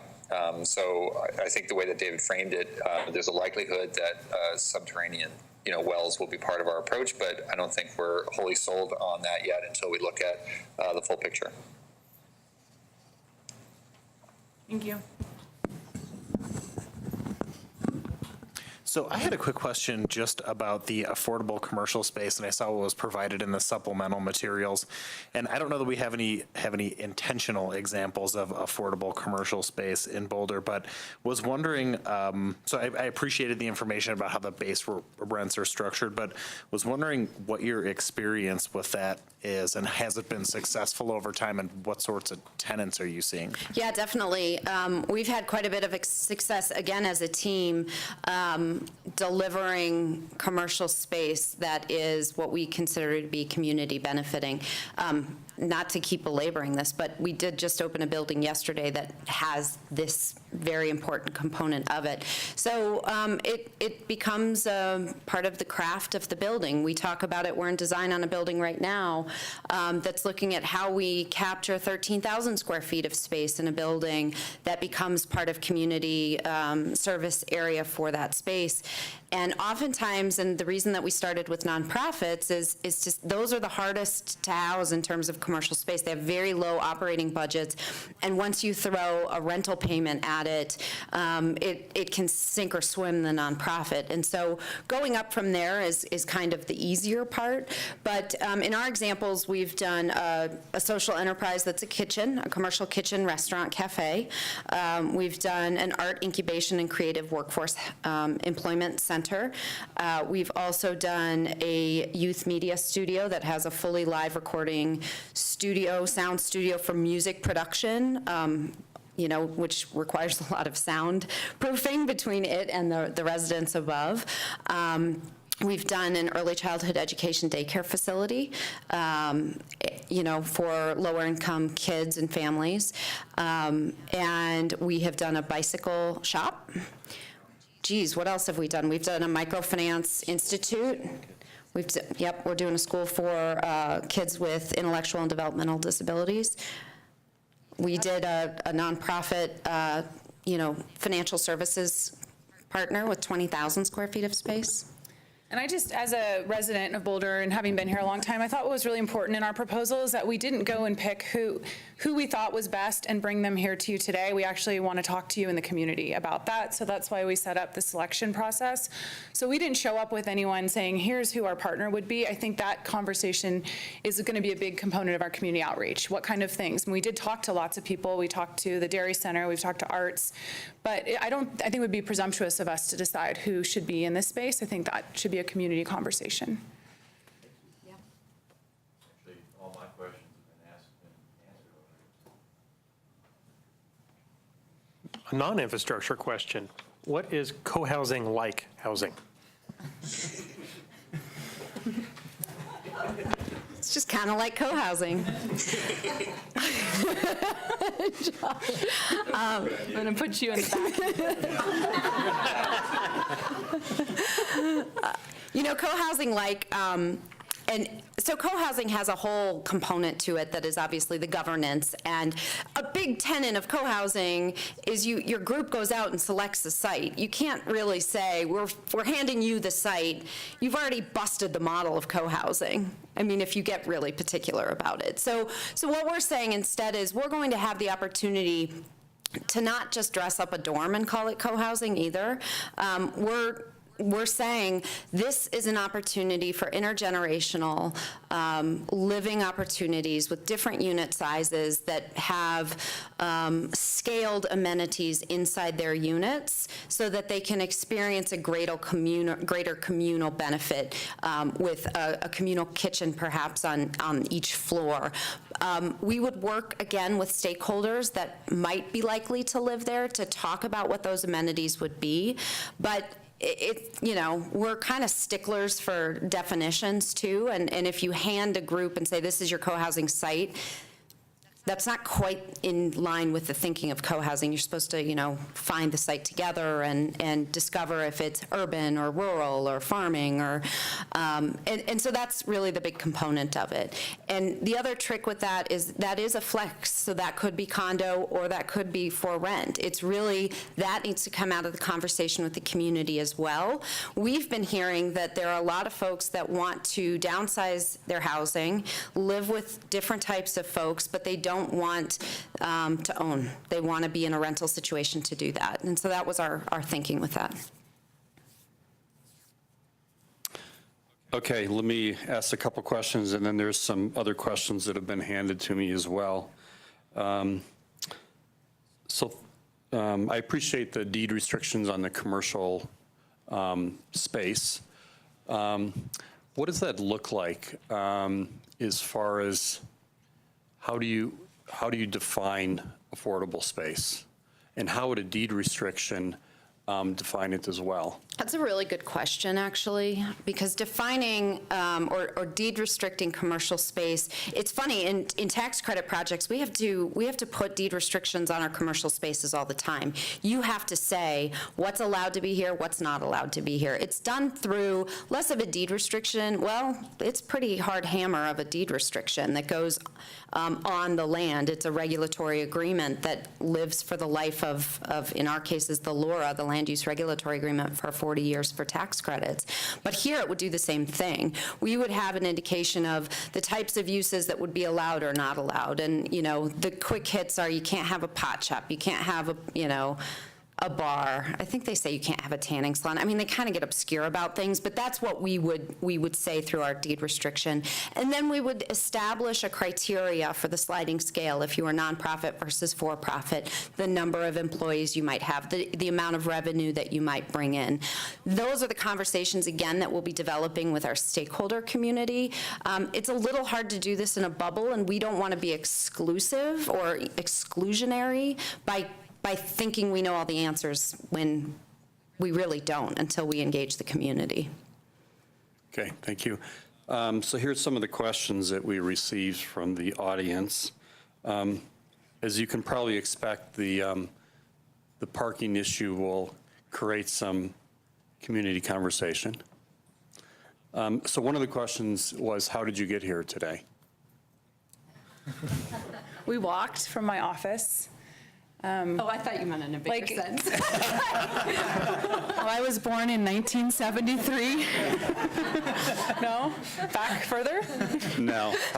These two, they carpooled from Denver, I believe. Sorry. Right. These two carpooled from Denver. Their office, Mike lives in Boulder, I live in Boulder. I didn't tube to work. We really wanted to tube to our interview, and we talked about it a lot, but David lives in Boulder. We all walked here together from my office. Is that? Yeah, thank you. Aside from BHP, what other organizations have you identified? I think you've sort of answered this, that could benefit from your project, and identifying the organizations. I think you've addressed that as well. So I think we'll move on from that. Here's two more. How does your proposal help Boulder become a welcoming and inclusive community? And the second one is, how does your project tie into Boulder's culture and its cultural needs to be inclusive of diverse cultures. So a very similar question. Okay, well, that's a good question, and it's interesting two people asked the same question. So again, living here, I have a lot of community conversations. I'm on the board of Habitat for Humanity. I have a Dream Foundation, the Downtown Boulder Foundation, and I work with a lot of nonprofit clients. So I hear a lot about the need for lots of things, and so because this is a community project and the land is being contributed by the city, this is the best and maybe one of the only times that we can say, what does the city need? So we need to figure out what that looks like. I don't think we know. I can't say any of us standing here knows, but that is the basis of our community engagement. And I think there's a lot of opportunity here to bring different people to this place. I mean, it's a hub of technology and transit and food and all sorts of things. And so what does that look like? Diversity and inclusivity is very important. It's personally very important to me. And I know it is with Boulder Housing Partners, and especially with their bringing, marrying school with housing and through their programmatic elements. That may happen, bringing school home, I believe. So we'll look at that. Those are ways that you can really connect and break cycles of poverty and create, really, it's just more than housing is how we see it. Sorry, the last one, and to be fair to the element and who came before you, what is your developer profit on this project? I get this question. So I think, again, because we're long-term owner-operators and we don't sell our properties after we develop them, we don't have a front-end and a back-end profit. Typically on our projects, I'm looking at Laura, because we defer a lot of fee, especially in our tax credit models and then in our middle-income models. We end up we typically charge a 9% profit and overhead, and then we end up deferring, I would say, usually 30 to 40, sometimes 50% of that to make the deal work. And you'll see that in the materials that we submitted in our proposal. On the townhomes, the for-sale townhome component, the cost of capital and the return combined is a 30% return for those 12 townhomes. But everything else, it's pretty... Sometimes we ask ourselves why we do it, but we love what we do, so, yeah. Okay, thank you very much for your presentation. We really appreciate it. And for the additional information you sent this week. Yeah. So the next presentation will start in about 5 minutes. Thank you very much for your interest.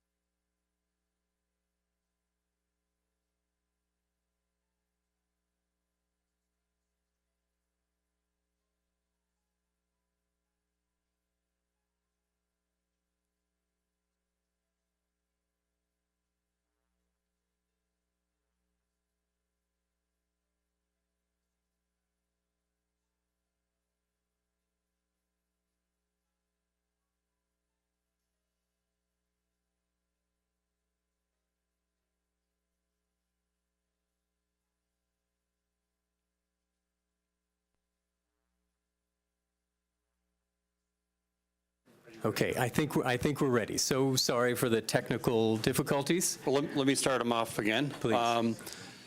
So we're here for our third presentation now. And again, if anyone in the audience has questions, please put them on a card and give them to Beth. There's also sheets to fill in to give your comments for this particular presentation. There's individual sheets for each presentation. So you've used up some of your time. You've got 30 minutes for the presentation and questions after that. Great. Thank you so much, Selection Committee, for having us here today. We're delighted to be here and with the public in Boulder. My name is William Shutkin. I'm project lead and consultant to Zocalo Community Development. Before I begin and we begin, let me introduce the team, most of whose logos are here before us. Zocalo, Coburn Partners, Caddis, Shears Atkins Rockmore, Civitas, JVA, Group 14, and Signature Partners. Our team also includes Boulder Housing Partners and the Boulder Housing Coalition. First, we believe our team is uniquely strong in its diversity, its local and global, AKA glocal experience, its proven track record, and I think perhaps most important, its mission focus, which is what brings us here today, the mission, which is to replace Pollard's SUVs with inspired, inclusive TOD. To achieve this mission, our team is making 3 commitments to you today, and these are really the building blocks of the proposal that you've now seen with follow-up questions to bolster. First, this team is committed to real, authentic affordability. With no city subsidy beyond land contribution, we will build 190 units of permanently affordable for rent and for sale housing, 25% of which will be targeted to those with incomes of 50% of the AMI or below, 15% of which will be for middle-income families, including for-sale townhomes. We also have proposed a 35-unit affordable co-housing building with a co-op embedded in it, a first of its kind. And we've worked on this plan a priori with the Boulder Housing Coalition so that you don't think we've jumped the co-housing process. We will build another 114 units of market for sale housing from studios and townhomes, from studios to townhomes. And we'll also create 21,000 square feet of permanently affordable commercial space for small businesses and nonprofits. It's on my screen, but it's... There's an issue in the studio. I'll be right back. Okay, thank you. Ours is a fully integrated, purpose-driven project to deliver on the city's goals of inclusiveness and diversity. Next, we are committed to TOD and design excellence. We understand mobility, connectivity, and Boulder Junction's importance as a strategic TOD site. We know the form-based code by heart, and with the alchemy, if not the creative chaos, of our 4-firm design team, we are positioned to make good on the goal of extraordinary urban design. Finally, we are committed to environmental sustainability. This team has been walking this walk for over 2 decades, well before green buildings and PV were mainstream. We literally wrote the book on greening low-income housing 15 years ago. We understand the city's passion for planet-friendly placemaking and climate-friendly design, and among us are some of the nation's leading urban sustainability professionals. Our mission, thus, is to bring mobility to life at 30th and Pearl, not only as a place to live, work, and play, but a platform for economic and social progress, for a more inclusive, diverse, and sustainable Boulder. We think we were built for this project, and we're excited to tell you why today, with or without operating PowerPoint. Good, thank you. Phew, but who knows? Anyway, my colleague David Zucker is up next to explain the project's economics and affordability. After him, Bill Holicky will walk us through the project's design, planning, parking, and sustainability elements with Robin Norcross from Civitas and support to discuss the public realm. Bill will wrap things up, and then we'll field questions with whatever time remains. Thank you.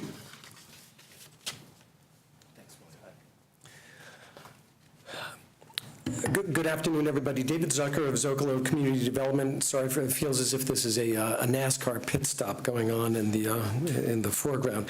It's both an honor as well as a lot of fun to be here before you today. It's fun because this is really the spirit of four incredible design groups of Civitas, Coburn, Caddis, and Shears Atkins in coming together to wrestle with some of the most challenging issues of equitable development that almost every city is dealing with today. I'll address financing of the projects that we're proposing today. If you're comfortable, I can advance while you talk. Great. Does that work for you? Thank you. Great. In short, we'll deliver 161 units of permanently affordable rental units in partnership with Boulder Housing Partners, 29 middle-income units of for-sale townhomes and condos, and 114 market-rate for-sale condo units. Importantly, the BHP apartments will reach income levels down to 30% of area median income. Expressing a fundamental goal of the development team to provide a housing ladder for all incomes. First, a moment of reflection, though. I want to recognize the city's intention and determination for community impact. It's only due to the city's foresight in acquiring the Pollard property that we're able to deliver for the community to the members who are most often left out. For me, the opportunity to create equitable development serves those of all incomes as a powerful attractant. Of the dozens of projects that triggered Denver's inclusionary housing ordinance, only 5 built on-site units. Zocalo built 3 of the 5. Our very first purchaser was a gentleman by the name of Doug Sleevey, an RTD bus driver. Doug nearly cried at the closing. He expressed to me his unambiguous emotions about being able to live in a place where he never thought, in a downtown where he could afford. Selling him a condo truly changed my life, and those subsequent IHO units in 2 other projects. I want to be the developer of Pollard for Doug Sleevey and the countless others and their numbers that serve those of greater incomes but can't afford living in the cities in which they work. Prior to World War II, downtowns worked for all people and all incomes. Downtowns from Hester Street in New York to Mission District in San Francisco, these were the virtuous portals through which those of lesser incomes traveled and were escalated up through upward income mobility and education mobility. Affordable housing was a critical and now largely missing component in our downtowns. Due to the foresight of the city of Boulder, we have an opportunity to build 190 units of permanent affordable housing, both for sale and for rent, and to recreate this virtuous escalator. Sometimes the policy goals of a city are actually closer at hand than one might think.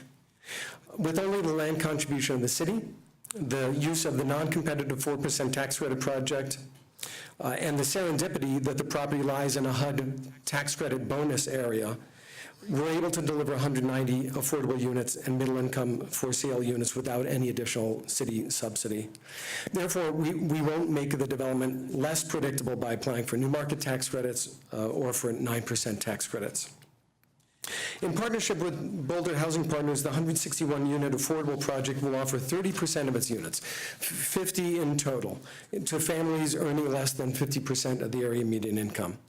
Recognizing the intelligence and experience of Boulder Housing Partners, BHP will be a partner earning a fee for development and taking on certain development roles, important development roles.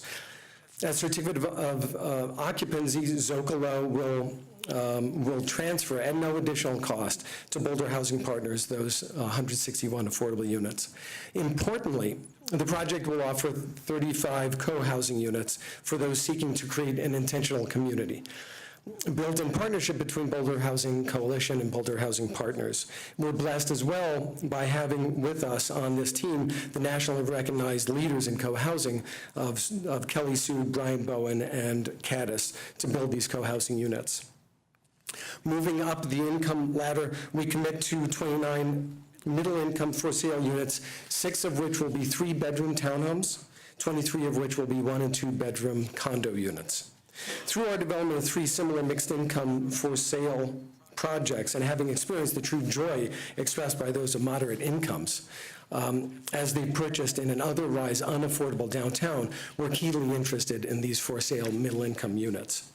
The 114 market rate units will be built in partnership with Coburn and Shears Atkins, adding the final rung of this ladder of housing. The idea of affordably priced rental commercial space is Zocalo's second skin. In virtually every single one of Zocalo's projects that we've built, we've made the commitment to creating great public realm. By offering space at a significant discount to the market, by offering generous tenant improvement allowance dollars, and by offering a rent ramp up over 18 months. This is practice. We've been doing it for 10 years. We're not whipping this up on the spot to comply with a request of the RFP. We've structured this for well over 20 different commercial tenants. Why do this? My operating belief is that commercial space has only a modest impact on the pro forma, but it has an outsized impact on the success in the broader community and of the project itself. We'll commit to a cost of living increase for these commercial rents as well. Lastly, and this is the most important thing, this team sees itself in service to the city and to the community. That's why we're committing to real affordability, not just at 60% to 150% of AMI level, or those units committed purely to seniors. We commit to create unrestricted housing opportunities, 15 for families earning 30% of AMI and below, 16 families for earning less than 40% of AMI, 16 families, 16 units at 50% and below, and 60 and 114 units at 60% and below. We believe firmly that we can honor, in so doing, the city's goals for real affordability and an opportunity created by the city's intention for the Pollard site. Bill Hollicky of Coburn will take time to provide greater context if our display is still up. Thank you so much for your attention. So when we first started to dig into this RFP and we sat down, our first call wasn't to our marketing group, and it wasn't to pull out glitzy stock photographs, and you can kind of tell we're not super polished, right? But what we do is roll our sleeves up and get into the substance of the problem. So that's what we did. We went to tackle what does the city really need to accomplish with this, and the RFP outlines a lot of it. But there's a sacred trust involved in the city giving a developer a really, really valuable piece of land like this. I mean, this has a lot of value to it, and it comes with a promise. It comes with the promise to the people of the city of Boulder that's been figured out over the course of over a decade, right? So first of all, what does it need to do? And William outlined some of those. Affordability, great urban placemaking, and sustainability. David just outlined how we're going to tackle the affordability piece. But the great urban placemaking, we have a template for, and it's been developed over a decade with citizen involvement already. It's not our place to say whether or not it works. It's our place to take that and make it great. So it started with Transit Village Area Plan, and then that grew into the form-based code. We take the form-based code really seriously. So our site plan is going to be on the left here, and the form-based code guiding diagram is on the right. This is here for a reason, and I'm going to go through it really quickly. So 31st Street and Spruce Street form this T. We've reflected that in our diagram. That T divides the site into 4 parts. That's purposeful because it drives the site down into regular urban blocks, smaller scale buildings and smaller scale urban places. Then we drive the paseos through on the north side and the south side, and those don't go through buildings. They're open air. They're in access easements. They're public. They cannot have buildings over them. So that, again, starts to separate the buildings into smaller and smaller pieces. And then when you add the multimodal north-south corridor through, and you respect the parks plan, and we get the pocket parks in the right place, and we take care of the northeast part of the park, now all of a sudden we've created this smaller scale, pedestrian-oriented human urban place. You'll notice it's rectilinear. That's purposeful in the plan. Our job is not to design this really cool place in a vacuum with nothing around it. This has to weave into the overall urban fabric, and we already have city blocks all the way around the site. So when they did the form-based code plan, and this is rectilinear, that was purposeful, to continue that pattern through the site and pull people in and let people come out and feel like it's part of their overall city. So we respected that as we move forward. And again, form-based code isn't accidental. We took it very seriously. So again, we probably spent a little less time than we could have on the presentation and a whole lot more time on what we were putting together. So we went through and looked at all our buildings and made sure they met form-based code. They meet the mass and the scale. We have enough step down on the 4th floor. We've recognized and respected the 150-foot building length maximum. The widths of the buildings are often much narrower than that, like 70 feet, because we're trying to bring daylighting in for increased sustainability. We've put the right buildings in the right places. We've got the right setbacks. We've respected the view corridors and the public spaces. And we've looked at the building types and where they go. And that brings up the context of the site. The other thing that's really important is what type of product goes where. So in the northeast corner, where we have Goose Creek that's down a level, and we have a bunch of pedestrians and cyclists, and the park, it's important to break the scale down. So that's where the townhomes, that's where the smaller scale buildings go. On 30th and Pearl, as you saw in David's presentation back when, we have the commercial that borders Pearl and 30th, because that's where that urban edge is, and that's where it's harder to have a residential unit up against the sidewalk in 30th Street. So again, we've taken our clues from the form-based code. And if you can go forward, what's really cool about this, to me, is that for the first time after a decade of planning, we've got a design that actually reflects what's in form-based code and what our vision was in the first place. And what's really cool about it, and actually, I'm just noticing my skin's tingling. It really has been a decade. It works, right? It's really cool. And what's really cool about it is that the site has this, it's a scale that is really neat, right? On the north side of the site where you have the pedestrian-oriented activity, the site starts to break down and creates all this little public space. On the south side of the site, where we're up against that urban edge, it's a little bigger, but not much. It does two really cool things. One thing it does is it creates this kind of human-scale network, but the other thing it does, which Robin's going to talk about, is create all this opportunity for public space. And you can see from this diagram, we end up with a lot of green for an urban spot. So Civitas has been taking a look at what can happen there in those public spaces. And I can confirm that those are real goosebumps on Bill's forearms. That's what I'm here for. Hi. So our public realm design, it's based on a network of mobility and movement, and this is so that we can create engaging spaces for people, residents, visitors, and alike to meet with friends and meet with strangers. We think this is important to have a variety of spaces so that people can interact on different levels and in different settings, different types of groups, and then they start to realize common ground, and that's what makes a vibrant, active community. Great. On this slide are just the very beginnings of our design intentions. So on the left side, you see an arrow, and this is just acknowledging that we're going to have this urban edge that we're building into. We also have the green edge of Goose Creek Greenway to our north, and it's the combination of these two pieces and the kind of interactions that they make that will start to define our design spaces. On the right is just the beginning of our site design, which is focused primarily on that north-south multi-use trail that's been prescripted by the form-based code. We're calling this our central spine, and everything really hinges off of this. We'll get to it in a minute, but we've taken some liberties with that central spine by expanding our right-of-way to actually make that a space rather than just a corridor of movement north and south. Based off of that spine, we have cultural and social nodes, which are both our wide and our narrow paseos. The south one is the wide paseo. It's going to take on kind of an urban form. It will allow for community gatherings. It will allow for public events, family gatherings, and the like. The northern one is the narrow paseo. That one's going to be a little bit more organic in its form, and it's also going to take advantage and make relationships with the Goose Creek to the north as well as the park. We think it's really important that those relationships between those green areas are seamless into this community. Centered across our site is on here just labored as environmental, and that's just to acknowledge our attempt to capture stormwater and whatnot through our street designs. So just quickly, physical health, not just fitness, but also an opportunity for play. Sculptural is just acknowledging unique materials. Environmental health is capturing stormwater. And then also Goose Creek and taking advantage of what this regional link is that's right at the north side.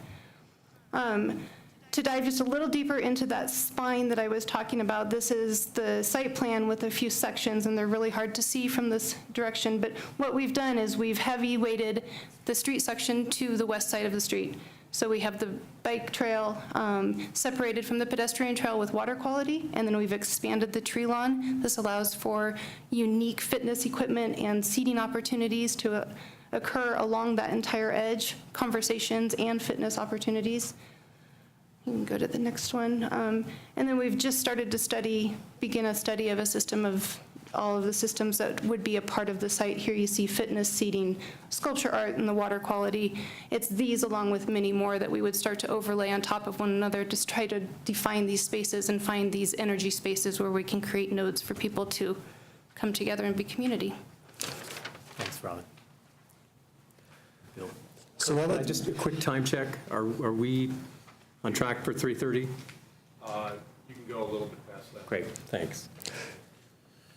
So now that we have this formwork that's been already defined by form-based code that really makes sense, and we've got this great public space programming, the architecture has to be great. And we all know this place has to be great. The community, the vast majority of the citizens need to view this as a success when it's done.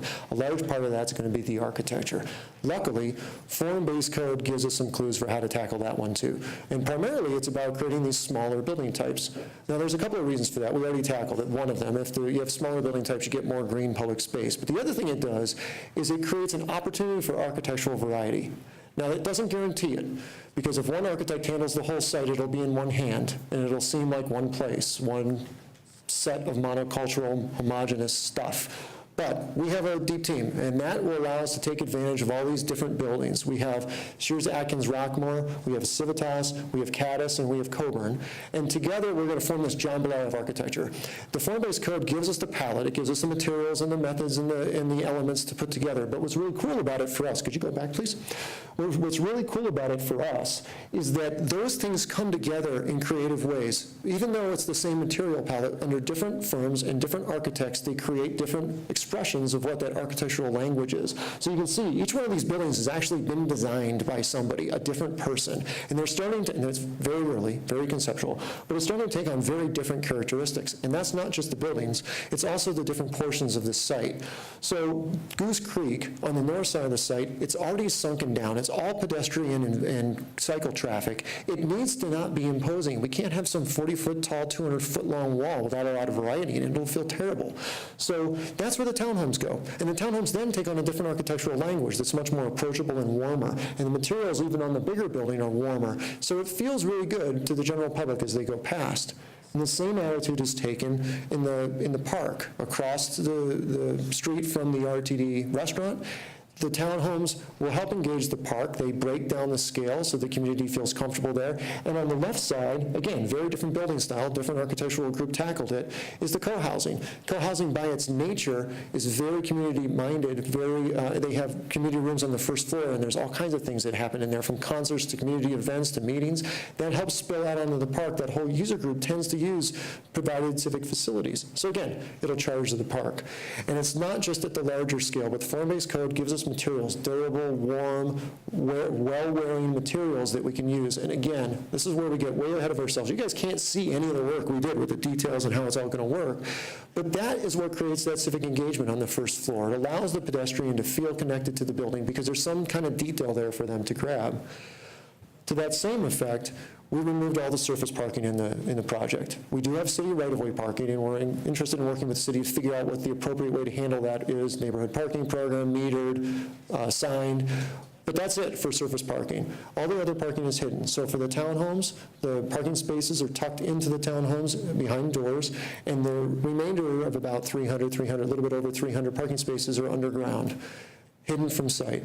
We have a pretty robust EV charging solution, and it was in our responses. I won't get into it in order to save time, but that brings us to sustainability. And again, we really feel like the project needs to push these three things. It needs to respect Boulder's goals as a community. So what I probably should do is stand up here and say, hey, we're going to put PV everywhere, and we're going to do LEED ND. Both of those things are so freaking easy that they don't mean anything anymore. Well, we're going to try for net zero. Well, that doesn't mean anything anymore either. Here's what we're going to do. We're going to go after the passive house standard and the well building standard. The well building standard governs indoor air quality and healthy living. And that's going to help keep folks healthy in the community, which this is a populace that they could use that, and it meets the TOD goals. The passive house standard allows us to have a really good industry-leading thermal envelope. We're going to do that with at least 4 inches of unbroken insulation on the outside of the buildings. We're going to use R5 to R8 windows, which is what we used to get out of walls. We're going to do really tight infiltration on the outside of the building. And we're going to do highly insulated roofs. And what that does is it doesn't matter anymore what the energy delivery system is. The building's efficient. So as we get better as a nation in providing energy solutions, and as a city, that's one of the things we're talking about, that plugs into a really efficient machine. Now, even though we have that, we're not going to ignore efficient energy. So we're putting in geothermal. We're exploring site-wide, district-wide heating and cooling. We're going to drive down our usage with, of course, the PV, which will be owned, not leased. It will be owned by the project. And then we're going to drive down the plug loads, which is a big deal in residential. You have to keep people from using too much energy, but you can do outreach and outreach and outreach. People that don't want to change won't change, so the building has to change for them. So if the building's narrow, you can get daylighting in, which encourages people to not have to turn on their lights. And we'll do things like geofencing, so somebody walks out of their units, they have a key fob, it goes, trips the geofence, and the whole unit shuts off. They don't have to think about it, learning thermostats, things like that. So the building starts to create this package. Now, would we like to get to net zero? Of course, but we just did it around the corner, and it's really, really challenging. So I would be lying if I said we're going to get there. Anybody at this stage can't say that, but we're going to try to go as far as we can and create a sustainability product that Boulder can be proud of. Finally, this is my little favorite one, multimodal support. So yeah, we're going to help with bikes and cars, but we're going to help with elevators, because there's a mode of travel that goes up and down in a building. If you can get people out of the elevators, it saves tons of energy. But it also makes them healthier. And you do that by making the stairwells really, really nice, right? You have light, you have air coming into them, and anything you can do to make that a pleasant experience, people will choose that. In the end, we recognize that the city is giving us a huge boon. It's a very expensive piece of land. We become a sacred caretaker of that, but not just of the land. It's the promise that community has been made over a decade for what that land represents. We always told everybody we were going to get an extreme level of affordability here. So we've worked really, really hard, beating the number. We have 100 performers, beating the numbers up to get to as much affordability at a mix of income rates, mixed with market rate, so we can have a really strong mixed income community. Secondly, we have promised over and over again that this is going to be a great place. And as a group, we have to deliver that. It's important for the healing of our community to deliver a great place here. And we can't ignore all the work that's gone before. So we didn't worry about 4-story juice bars and a slalom, kayak course in Goose Creek. We looked at what form-based code is telling us and how can we make this a truly durable, great architectural and placemaking achievement the city can be proud of. And finally, sustainability. Not just hitting the regulations, but going beyond it and looking at what Boulder's end goals are and trying to see how we can push the envelope, make this a great place, and also teach people how to get to sustainability in an affordable housing project. So we know this is hard work. This is just a start, and we really look forward to rolling up our sleeves and getting into it with your whole team. Thanks. Thanks. So I'd love to have the team come back up, and we will field any questions from the committee, from the panel. So Kelly, Jesse, Robin, Bill, and David, all up here. Thanks. And Kurt, thanks for the flexibility and accommodations. Okay, thank you for that. Again, from the participants and the audience, if you have questions, please give them to Beth.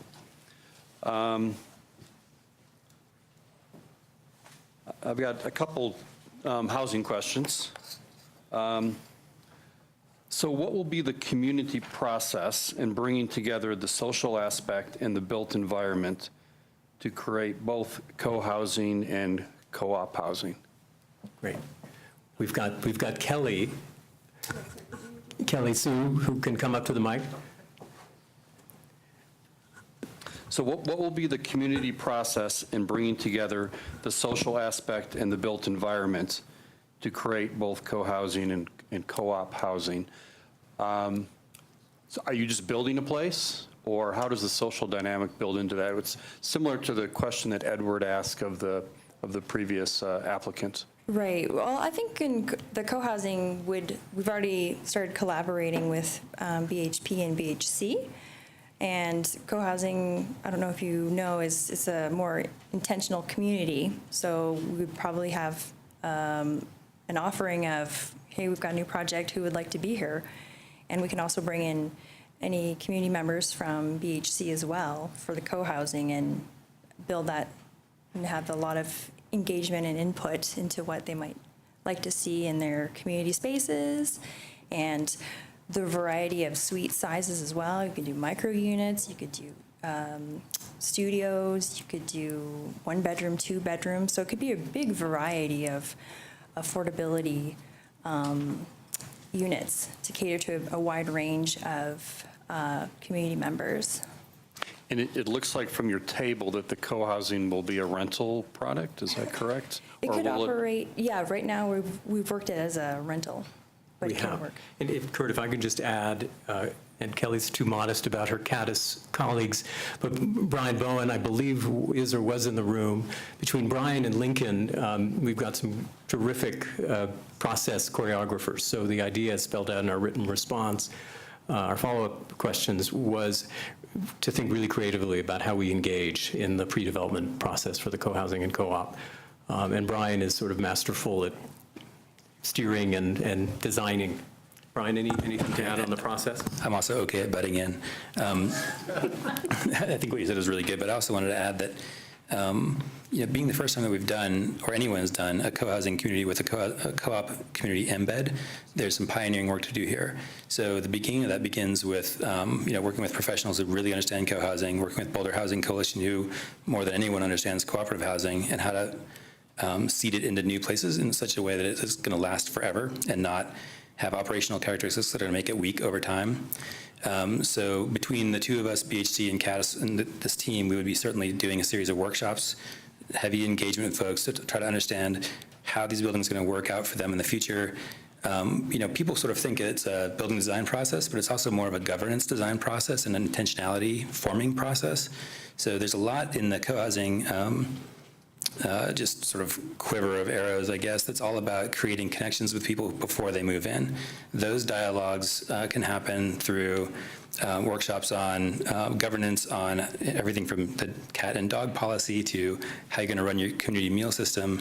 And the other question that you had about, and I could go on about this for like 4 more hours, so I won't do that, because already I know Bill's like William's thinking like, I'm going to whack him with a stick. You like to talk in this room, don't you?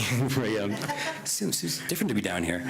But in terms of the for sale versus rental question, which is a really interesting one in terms of co-housing, we felt like the meat of this project was in a little bit more of a transitional, more mobile style of living, and we wanted to have more people moving through it.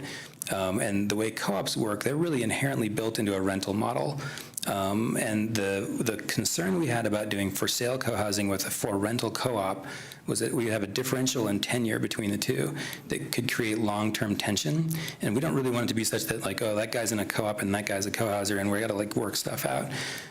So we have a really, I think, beautiful system set up so far that will allow the co-op units to really thrive using the shared resources of the rooftop deck, common kitchen, common dining space, quite a bit of space up there, several thousand square feet, and then other common spaces throughout, including co-working spaces, while also having the co-housing units benefit from those and having that be the real generator of community connection there and inside the larger community. So we've really worked on choreographing all of those interactions throughout the site. Okay, so one more question, then I'll hand it off to others.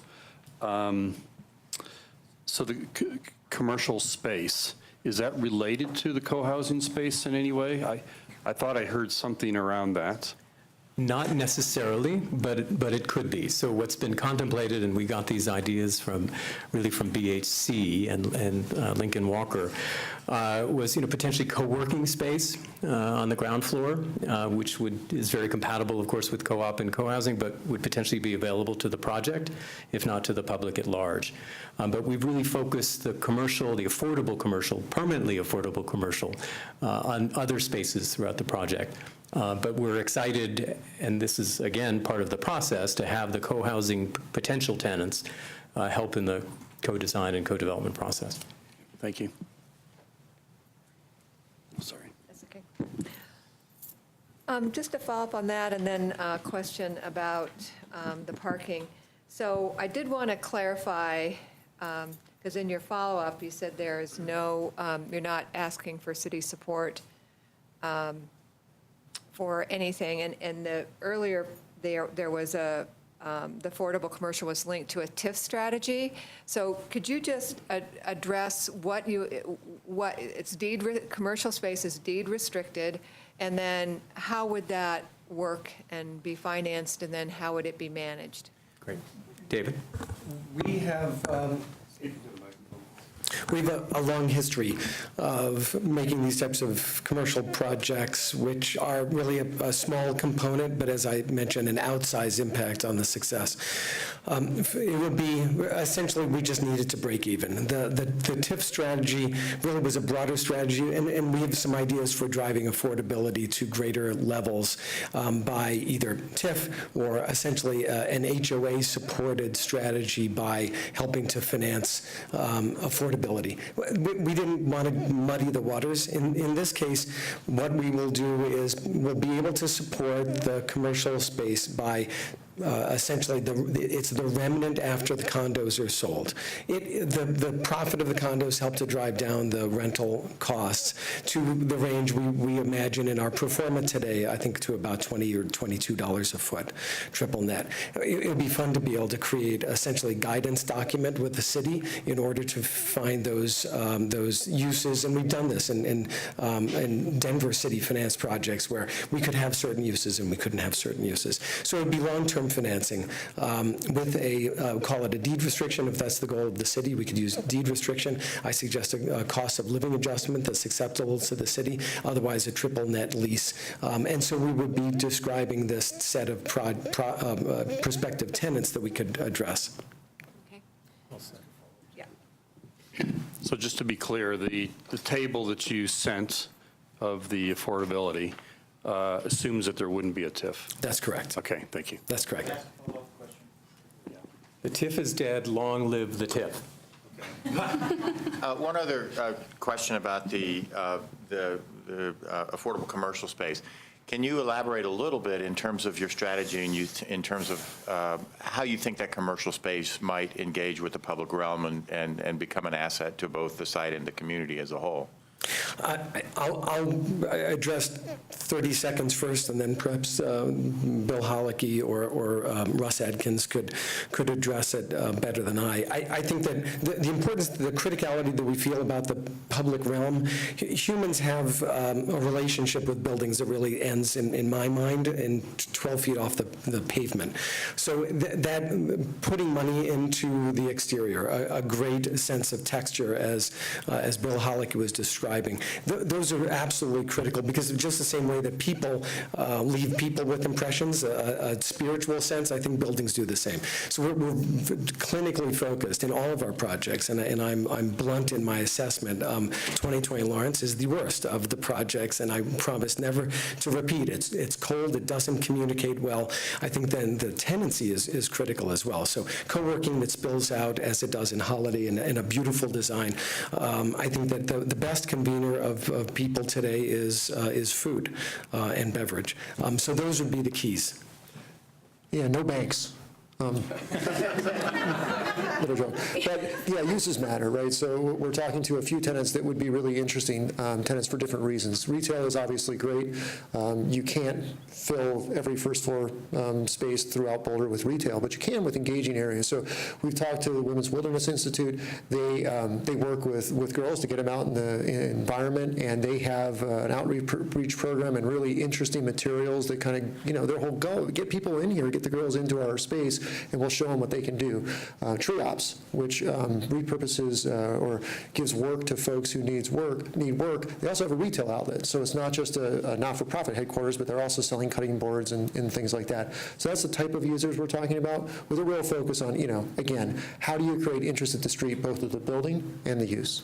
Let me also just add, because it was brought up in a prior presentation that maybe it wasn't our role to recruit early, but I will say that the concept of affordable commercial space is a key part of another project that several on this team are working on, East Arapahoe. And without this RFP in mind, a year ago, we came up with the idea because, well, I met with Mary Young. And from Mary Young, I met with Holly Rogan. And I heard about the crisis, which is obvious, but until you hear the stories, you don't necessarily bake it into your development strategy. So we baked it into our development strategy, and with David's financial chops, we figured out a way to make it work, no TIF, on East Arapahoe. The fact is, we had a surplus of interest from potential small business and nonprofit tenants. And it was that surplus, one of whom came to us by way of Michelle Allen, in the form of Boulder Emotional Wellness, that we thought we can now house at another project. So we have an initial cohort, if you will, of potential small business and nonprofit tenants who are super excited about this, who are circling for space as we speak, and really excited to initially program what will be, we think, very dynamic space. Just to add just a little bit more to that, in terms of the co-housing portion, tying back to what you asked before, co-housing communities have a higher amount of common spaces than most places, and that gives you the ability to, in a very informal way, extend those spaces to the community. So you get the ability to bring in all kinds of interesting things that aren't going to fit into like a, normal HOA amenity like an exercise room, right? So you can do all this amazing stuff. We will also be able to support groups like Boulder Food Rescue or people like that. We've, at our co-housing community, we've had gleaning groups go out to farms, come in, produce food in our commercial kitchen, and then take it to the shelter and feed people. There's all kinds of amazing stuff that can happen that way. And we've located those places, or those spaces, on the paseos and on open spaces to ensure that it creates as you move around a city and as you move around a neighborhood, what you see creates familiarity, and that familiarity creates affinity over time. That's what makes people sort of recognize each other in the hallways. And that's what we were trying to do through the urban design of this project. So that's great. I just wanted to clarify then, how do you propose to make this a sustainable long-term component? And how will the per square foot rent be set? So, it's that kind of thing that we're talking about sustainable, affordable, commercial. Right. So, and then how does that work from a financial standpoint? Right. Our rent's set at, I think it's $22 a foot. That we know that's below market. At a point, I think we're able to generate demand, if there is, call it elasticity of demand, based on price, we're able to do that. And that's our experience. Ramping up from $0 a foot to $22 a foot over 18 months achieves that. The deed restriction that we would engage in with the city would manifest that. How do we? I'm sorry, your last question about how to ensure the durability of the long term. So I think that the best way to do it is to have great design, and the most important aspect, as we've been talking about, is how it feels to the human, how it feels entering and exiting, walking by the building. So I think that the criticality then is great design.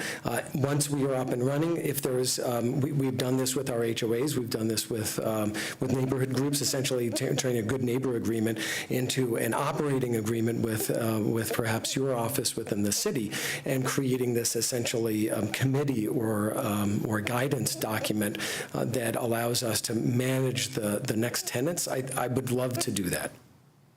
Okay. Then to switch gears, I just want to talk a little bit about the parking and get a clear idea from your proposal. You are proposing underground parking.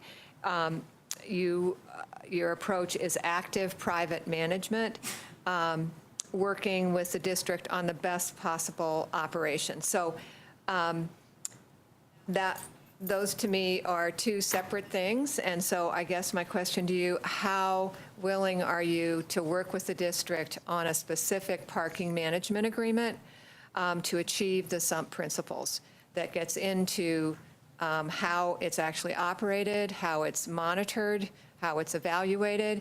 Because what starts out as, yes, it's going to be unbundled, can quickly turn to a different setting, and it's not as effective from an access standpoint. So how willing are you to come into a more specific agreement with the district about the access management? Yeah, so we're really very aware of the parking dialogue that's been going on in the district for a long time, and we understand that there's a lot of competing interests for how that parking should work. So we're very interested in talking to the city to understand what your best thoughts are on how that works. We do mean SUMP when we say SUMP, so we want to talk about the best way to manifest that. So to answer your question, very interested in talking to you. Okay, and willing to enter into a long-term management approach. I mean, that it's what starts out at the beginning is one thing, what migrates over time is another, and then the city's ability or the district's ability to ensure that the sump principles are being enforced or acted upon. That's the connection that I think it's very important to solidify with whatever project goes on that site.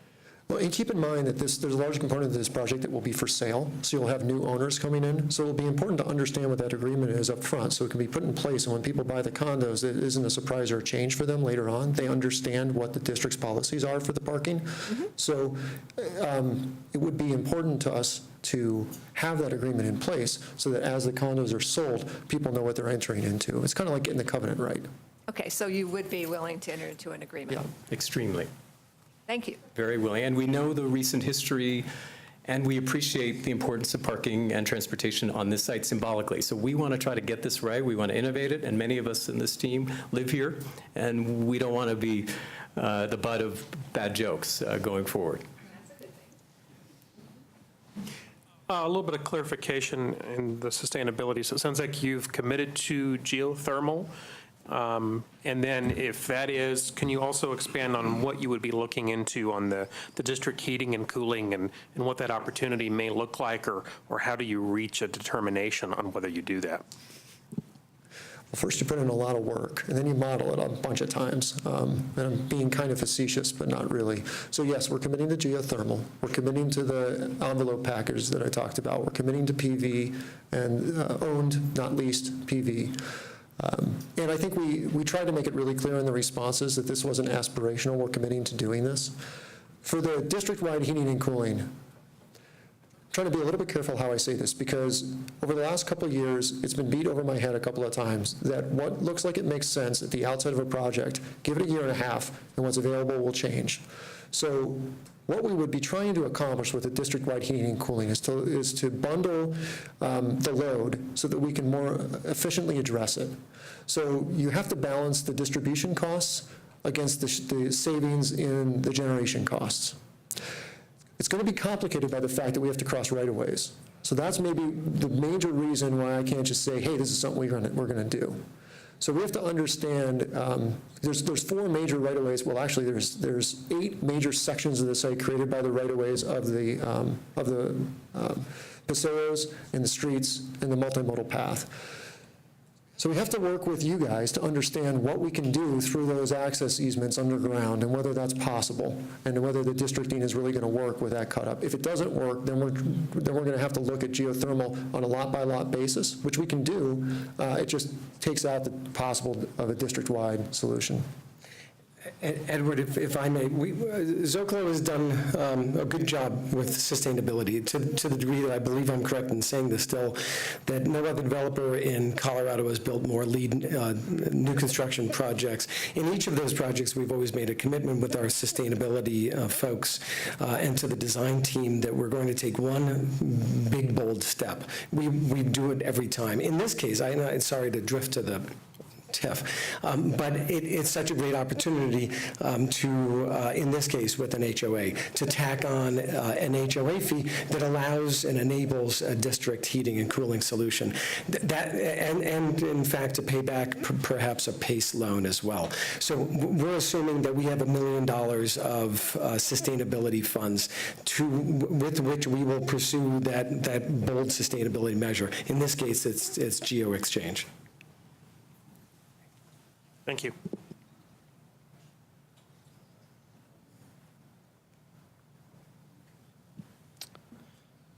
Okay, so I didn't receive any questions from the audience.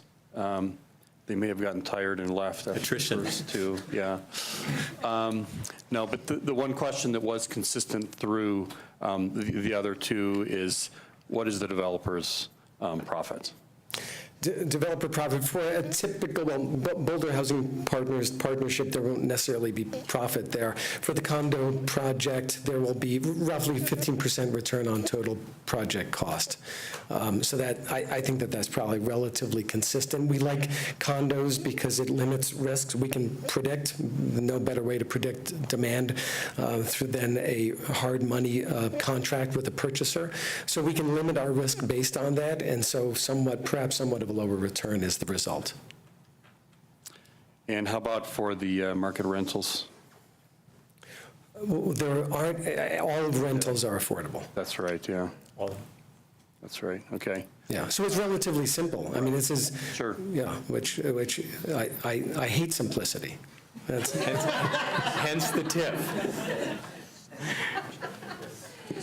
Okay, thank you very much for your presentation. We really appreciate it, and for the additional work that you sent through this week as well. Thanks so much.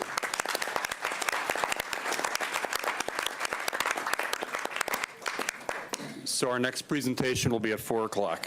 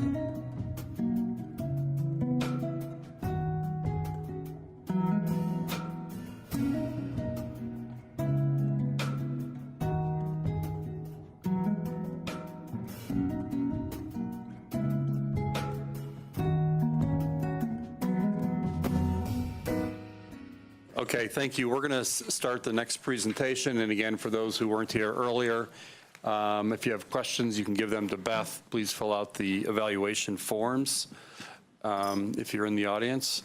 So you have till just after 4:30 for your presentation, and we'll have questions after that. Thank you. Terrific, thank you. My name is Sally Vecchio. I'm with Carmel Partners, and on behalf of my colleagues here today and our friends with R&L Design, we want to thank you for letting us present to you our proposal and our vision for the 30th and Pearl Street project. Before I get started, I wanted to spend a few moments introducing you to Carmel Partners, our experience, our background, and our expertise, and how we feel all of that aligns with the city's goals and visions for the development of this site.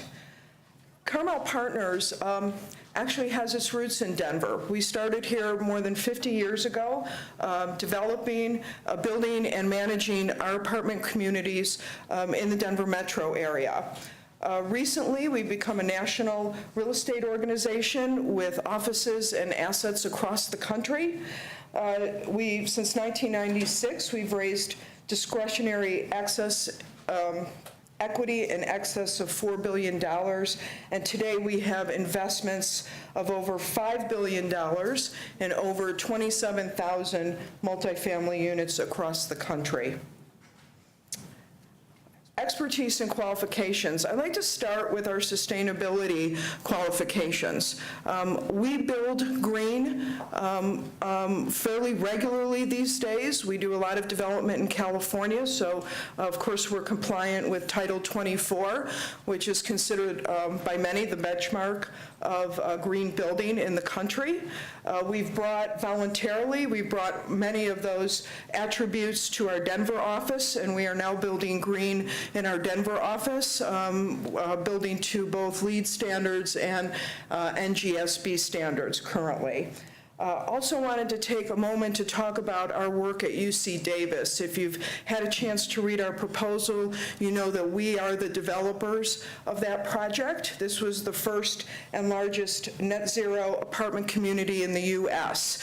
We finished construction not too long ago, and now it's occupied. The 600 student apartment units are now occupied and operational, and we are now managing the apartment community. So, and I think that's important to point out because net zero, of course, doesn't end with the construction of the project and the installation of the systems. It really takes off when the tenants and the users are in the building. So we're familiar with the auditing, and we're familiar with what it takes to aspire and attain net zero in the community. And we are excited about the opportunity to be able to share that knowledge and experience with Boulder if we get an opportunity to work on this project. Other expertise and project qualifications, of course, include affordable housing. We have actually developed thousands of units of affordable housing over our years. Today, we currently have 500 units in our asset package. Graystar Management Company, our partner in property management, currently manages not only our market rate but also our affordable. They are experts in regulatory compliance and documentation. We also have quite an expertise in mixed-use development, and I want to point that out because mixed-use development is not just about kind of concepting out an image, which you'll see today. It also requires integration of different land uses, structured parking, heavy infrastructure and right-of-way development, and public amenities. We are experts in this. We've done a number of projects from urban infill with Whole Foods developments to small suburban projects in Lone Tree, Colorado with 300 units and 10,000 square feet of commercial. So we have the full breadth of experience there that we can bring to bear on this project as well. We also have a lot of wonderful experiences with public-private partnerships. In addition to the University of California, Davis, which we collaborated on with of course, our net zero community. We've done urban renewal projects, TODs, and regularly deliver public amenities and facilities as part of our project. Our development team, also probably one of our greatest assets. We are a vertically integrated commercial real estate development firm. And I point that out because I think that's one of our greatest assets. We have development, construction, and asset management in our offices. Our Denver office, most of us are represented here today. We represent each aspect and each platform of that team, and we collaborate. Some of us have worked together for more than 10 years. Others have worked together for more than 15 years. We collaborate from the very beginning. In fact, our whole team has collaborated on this concept plan, and they will continue to collaborate through the entire development of the project. With that, I am going to turn it over next to Cindy Harvey from R&L Design. She's going to lay out the site design and some of our public realm attributes on the project. And then Jeff Panic from Carmel Partners will lay out the deal points and the financing and all the business aspects of the project. Thanks very much. Thank you, Sally. Again, my name is Cindy Harvey. I'm with R&L. I'm an associate principal with the Commercial Architecture Group. And I'm very happy to walk you through our design today. You will see we very much have put a lot of effort and care and love into what we're doing here. So how do we start? Well, we really wanted to ask ourselves, what does it take to create the next great place? We look at Boulder Junction as the equivalent of Denver Union Station, really. I mean, this really is your plaza, your place where people enter into your city, and sometimes depart from it as well. Well, when we did that, we started thinking about, well, what are places that people love? And you know, we're very big on place making in our multidiscipline practice. We have urban planning and landscape, architecture, et cetera. And we think about these things at a very deep level. What makes a place? I mean, these are all places that we all know. We all know on a Friday night when we're looking for what are we going to do, these places come to mind. These are the places where we want to go. And we want Boulder Junction to be one of those places that people think of on a Friday night when they're looking to go find the hopping place in town. And then what we did is we started asking ourselves a bunch of questions that we think are really relevant. You know, what does it take to design for inclusivity? Obviously, that's one of the big missions here at this development. You know, what does it mean to design for well-being? We're presently designing a well-standard building right now, and there are a lot of things that are integrated in the design that we see happening in Boulder Junction. And then I'm going to talk a little bit about our process. These are actually our sketches. It's not a real hand, but these are real sketches of how we started. And I think it's, you know, a lot of times you see these glitzy renderings, and those are all fantastic, but a lot of work and blood, sweat, and tears goes into how we actually come up with these concepts. We tested everything. We looked at parking very seriously. You put it underground? Do you put it above ground? Can you separate it under a right-of-way? You know, those are all questions that start to guide how we do some of these plans and how you mass out some of these blocks. And as you're doing that, sometimes you start to lose emphasis on some of the places, and you got to bring that back in. So, you know, as we evolved, this is sort of the next layer of what we did. And in here, you start seeing that we start working with what we architects call a partie. Well, that's just a fancy word for saying big idea. And we know that connectivity is a big thing here.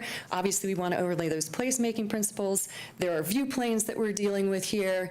And we want to achieve density because density actually drives affordability. So as we looked at this site and we broke it down, and on the image on the right, that really started to become our organizing plan. And obviously what we're doing is we're looking at lower scale buildings in the view plane to preserve that. We've shortened some of the impacts of vehicles into the site by creating a high density village up on the north side of it. And then obviously we've also been playing very much with this retail component, commercial retail component that's at the 30th and Pearl Court intersection, where we're looking for that to be almost a marquee for the project. So this site plan, just really quickly, I'm going to go into it in more detail and some other aspects, but as you see Building 1 up there, that is one of our larger buildings. And again, we're playing with scale because we don't want everything to look the same. We don't want buildings to have the same size. We want this to have that charming chaos about it. So Building 2 is a little bit smaller. 3 is a different scale altogether. 4 is also the townhome component and creates another scale altogether. And then there's the food and market hall. So really what we're trying to do are follow these two guiding principles here: a dense mixed-use development with a variety of housing types, including townhomes, underground parking, and as much affordability as possible.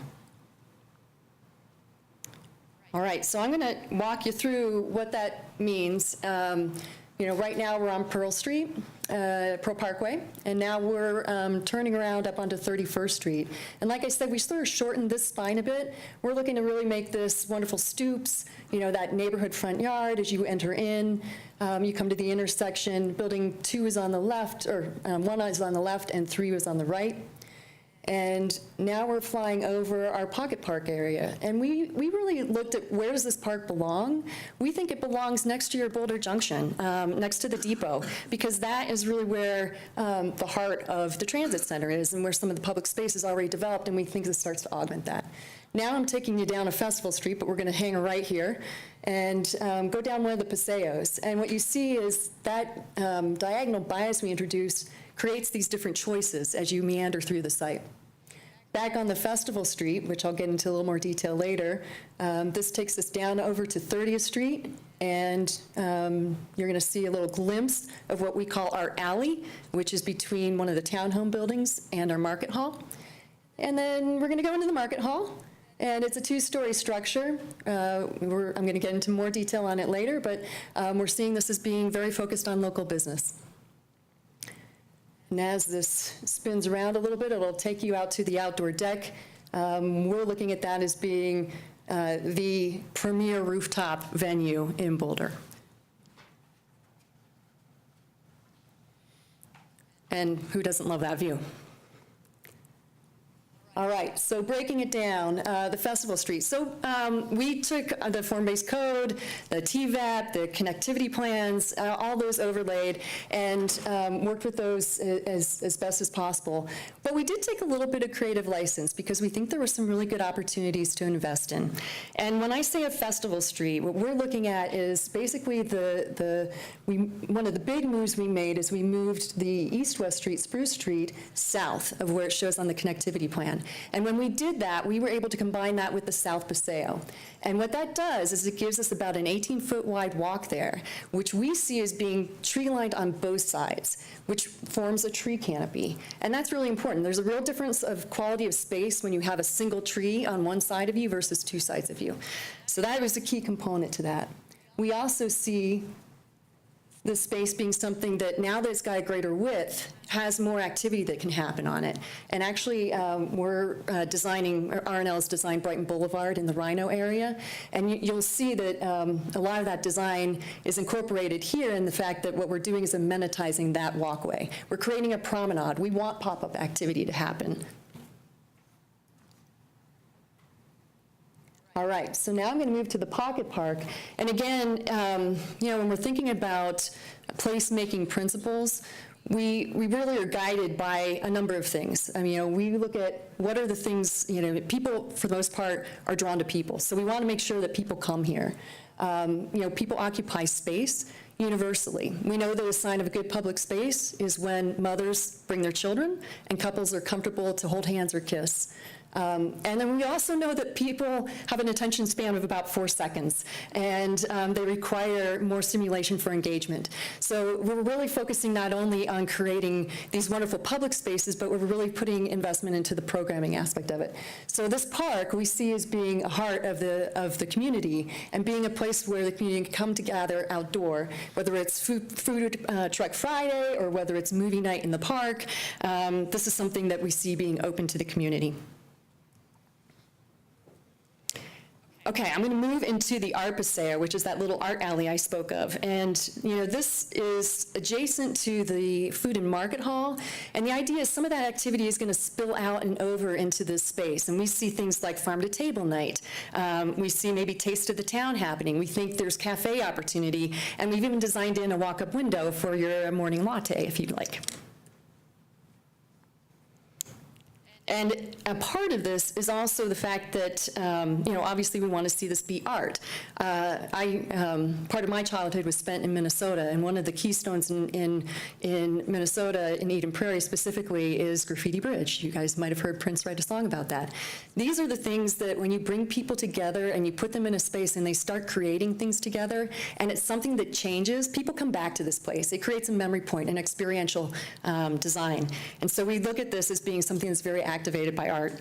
There are other art zones throughout the neighborhood, but this is where there's a concentration of that. And then lastly, again, this is another space where we have more room to activate things. We see things like pop-up pong. Again, maybe there's a chessboard we paint on a Friday night. People come out and play. And the row homes that are along this stretch are, they actually have parking on the ground floor, but we've been talking about this opportunity of, well, what if we allow that to be, somebody could choose to make that maker space and really open up onto this art alley. And, now you've got even further activation. All right, the food and market hall, like I said, this is the heart and core of our neighborhood in a lot of ways. We see this as a place, obviously the kitchen is where people gather, right? And this is really the kitchen of the community. We are looking to populate it with local businesses. It is planned to be year-round. It's going to have a rooftop cafe, but we really look to bring people together around food, music, and other things.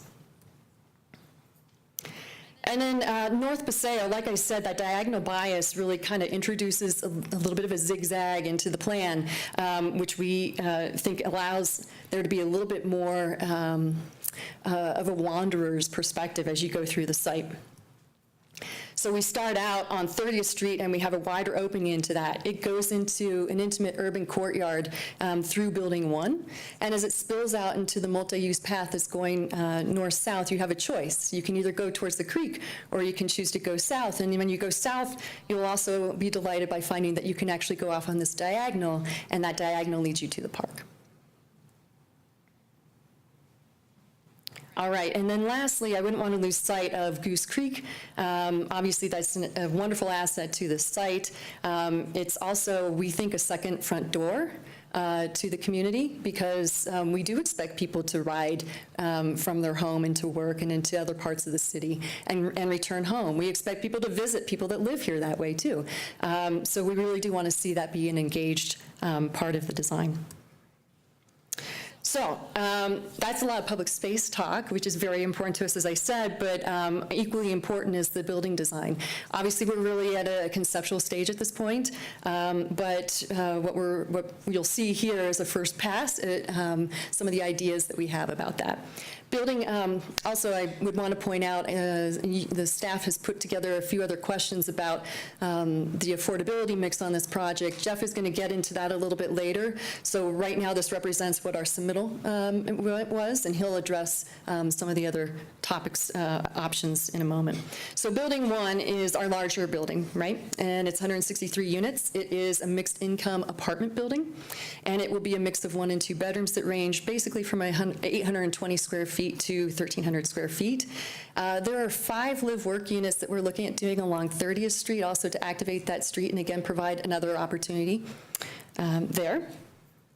And then Building 2 is located on the northeast portion of the site. That's up against the creek. Again, that one is the smaller building and 76 units total. Half of it right now is proposed as affordable, and it is also a mix of 1 and 2 bedrooms, but it is a smaller square footage. So again, we're getting a range.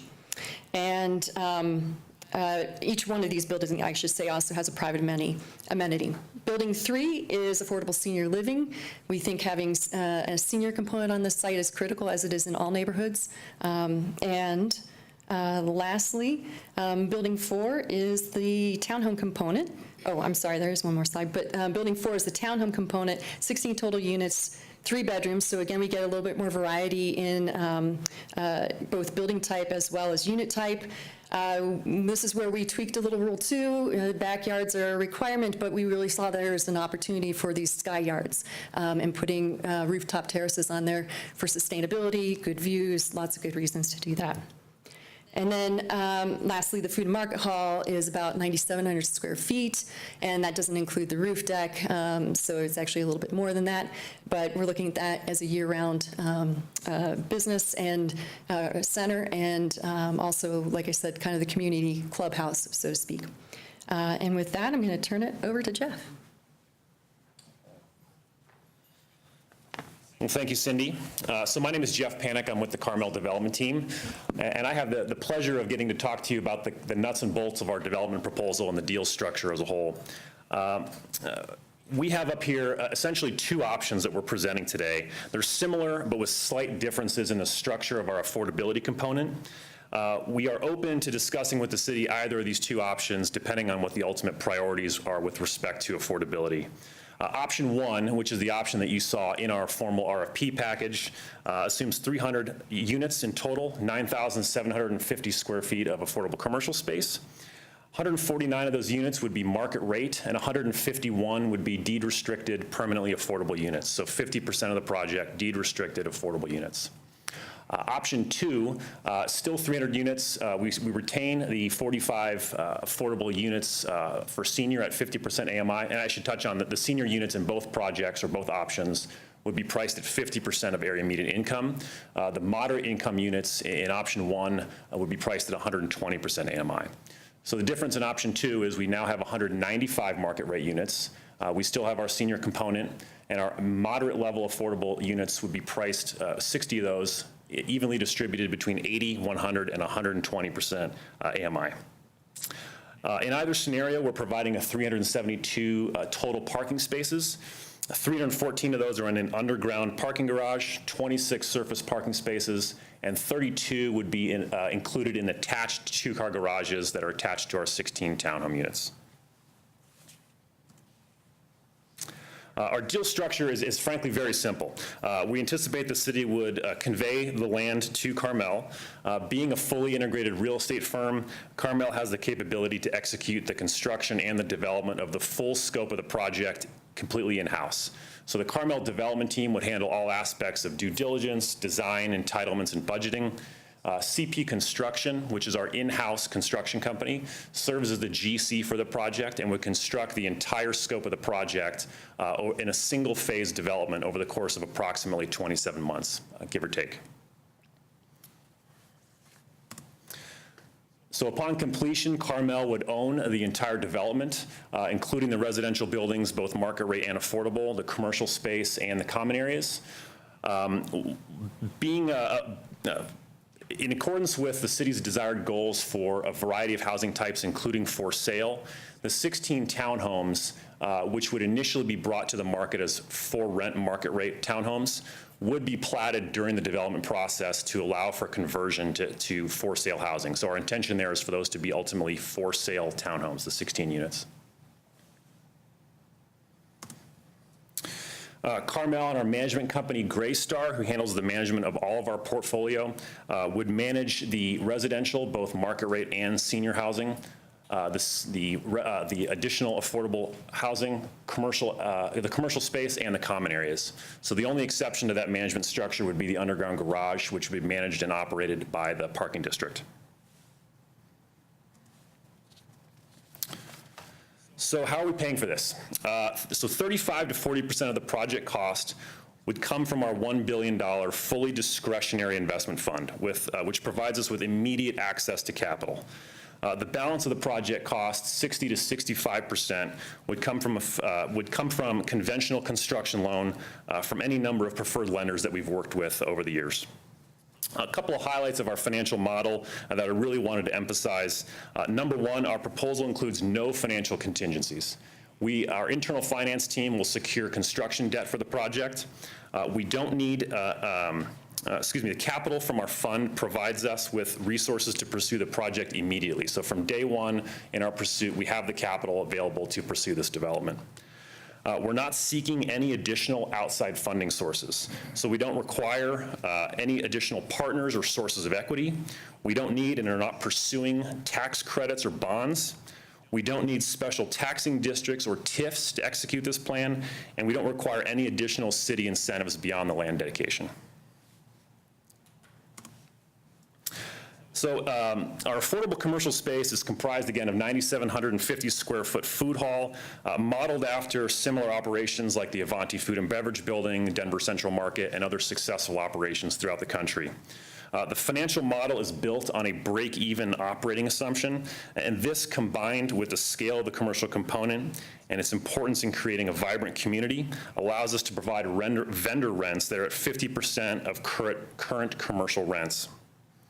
Favorable lease terms, low TIs, and the inherent operating cost savings from shared services and common area spaces will help ensure the affordability for our vendors. In alignment with city goals, this underground parking structure would be privately owned and publicly managed. The parking district would manage the garage, which will adhere to all sump principles. Spaces would be shared between the residential units and public in the form of parking pools. So spaces that are in excess of those required to service the residential would be provided to the parking pools and managed by the parking district. Residential units would have the option, but not the requirement, to lease monthly parking passes in the garage, but these passes would be separate and unbundled from the leases. The garage owner, Carmel, would manage the allocation of the parking units, but the parking district ultimately would oversee garage operations, and all spaces in the garage would be paid. So the city has clearly very ambitious citywide sustainability goals, and we expect to support that goal by exceeding the minimum requirements of code standards. This chart is actually in our RFP package, so I won't read the whole thing, but I think it illustrates our commitment to meeting the city's goals for sustainability and ultimately net zero strategies. We're designing the project to obtain LEED Platinum certification. We're minimizing the use of natural gas throughout the property. We have included rooftop solar to offset the energy usage of our common spaces, and we intend to purchase additional carbon offsets to further reduce our carbon footprint. We plan to institute recycling programs both for our residents and during our course of construction, and 10% of our garage spaces, so 31 of the 314 spaces, would have electric car charging stations. And finally, what I really wanted to illustrate here with this slide is just our commitment to achieving the city's stated goals in the RFP. We've created a vibrant mixed-use community that is predominantly residential. We provided a variety of housing types, sizes, affordability, and tenure. 50% of our units in the project would be deed restricted and permanently affordable. We've exceeded the minimum standards, the minimum sustainability standards laid out by the city, and we're providing a affordable commercial space that will support local businesses or nonprofits. And so with that, the last couple of minutes, I do want to turn it over to Ron Zeff, the CEO of Carmel, for some final remarks here.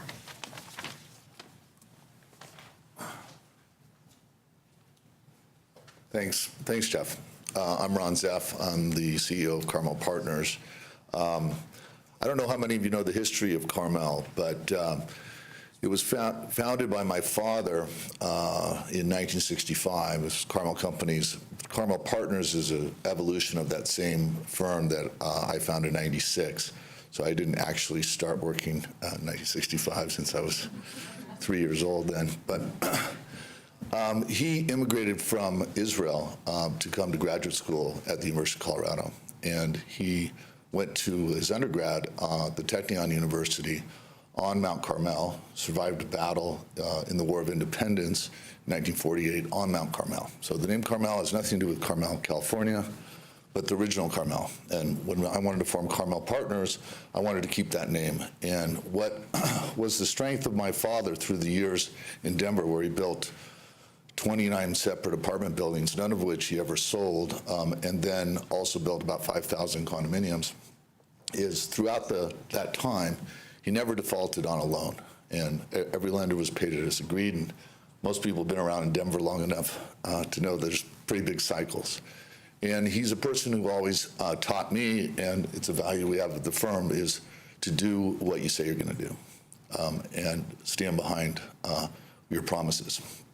I think that, and the other part I want to talk about is that we're very much a Colorado-based firm from values, et cetera, although I've moved to San Francisco. We have a 40-person office here in Denver. I was born and raised here. A lot of these people went to University of Colorado in Boulder and other Colorado schools. One of the pictures up here we have is Leo Brown, who runs our construction company here in Denver. Between me and my father, he's worked for us for 40 years. And that's how we're able to build at costs and build a higher quality project for less than some of our competitors because of those long-term relationships and direct construction experience. So I think the main, as I looked at all the other presentations, and I think there was a lot of talented and interesting ideas there. And I think this team is very open to, if there's certain ideas you really want us to explore and consider, we can do that, and we can try to incorporate that into the project or explain what it would take to do so. What we're providing here is a lot of certainty. Right now, when you look at most of these other options, they all require a lot of third parties to agree to do it. There's partnerships, there's low-income housing tax credits, there's high leverage, there's nonprofit groups. There's just a lot of things that have to go right. There has to be pre-sales on for sale portions with hard contracts, a lot of things. And if you're patient, there hopefully will be time. There'll be time that those projects can happen. I think what's going on right now in the world is, you've probably read about, is construction loans have become much more difficult. And a fund that has a discretionary billion-dollar fund that can guarantee the loan is very able to get loans today, and that's been an advantage for us. We have so much confidence in that, we will start our projects long before we even have a loan, and we're prepared to build them without a loan if we can't get it. We've never had a problem doing that. But we're not relying on any third parties. And we also build a very high-quality product that we can manage over time, where we become part of the communities.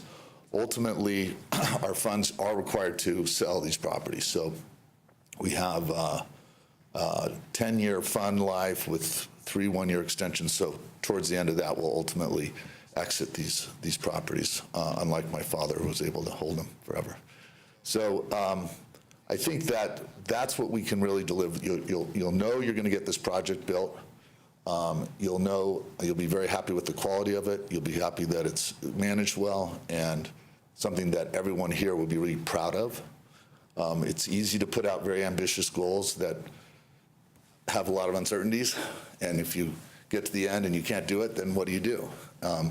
So I think that's really what we strive for at Carmel. Now, you're looking at the decision maker for where to put this $1 billion, right? And I'm here to tell you that I'm really excited about this project. We're going to do it, and we're open to community input. We've built a lot of projects all over the country, and we're very proud of them. I'm really proud of this team here. So that's about it.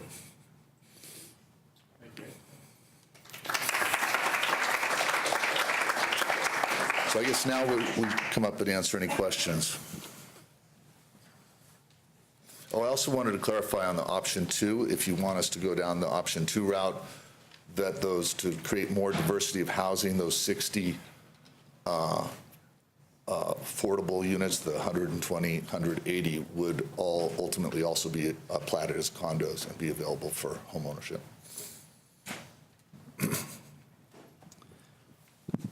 Okay, thank you. I'll start off here again. So my question is actually sort of a follow-up to that. So you're going to start both your market units and your affordable units as rental, with the option of you would condo them at the beginning and then transition them into home ownership at some point in the future, which is what you're showing in option 2. Can you give a little more detail about what that looks like, what you anticipate the expected time period it would take to do that? So I think some of the other presenters referred to this, the issue earlier, but it's the liability issue here in Colorado that makes it impossible for us to take that risk. And I forgot to mention that our funds consist, 85% of our investors are nonprofit investors from around the country, mostly endowments and foundations, as well as some pension funds. And we're fiduciaries on behalf of those funds. And so we have to be very careful about taking on these types of risks. So basically, the plan would be, unless there's a change in the law, which they're constantly throwing out there, that would allow us to be able to purchase affordable insurance, to hold it through the statutory period for construction defect claims, and then sell the units.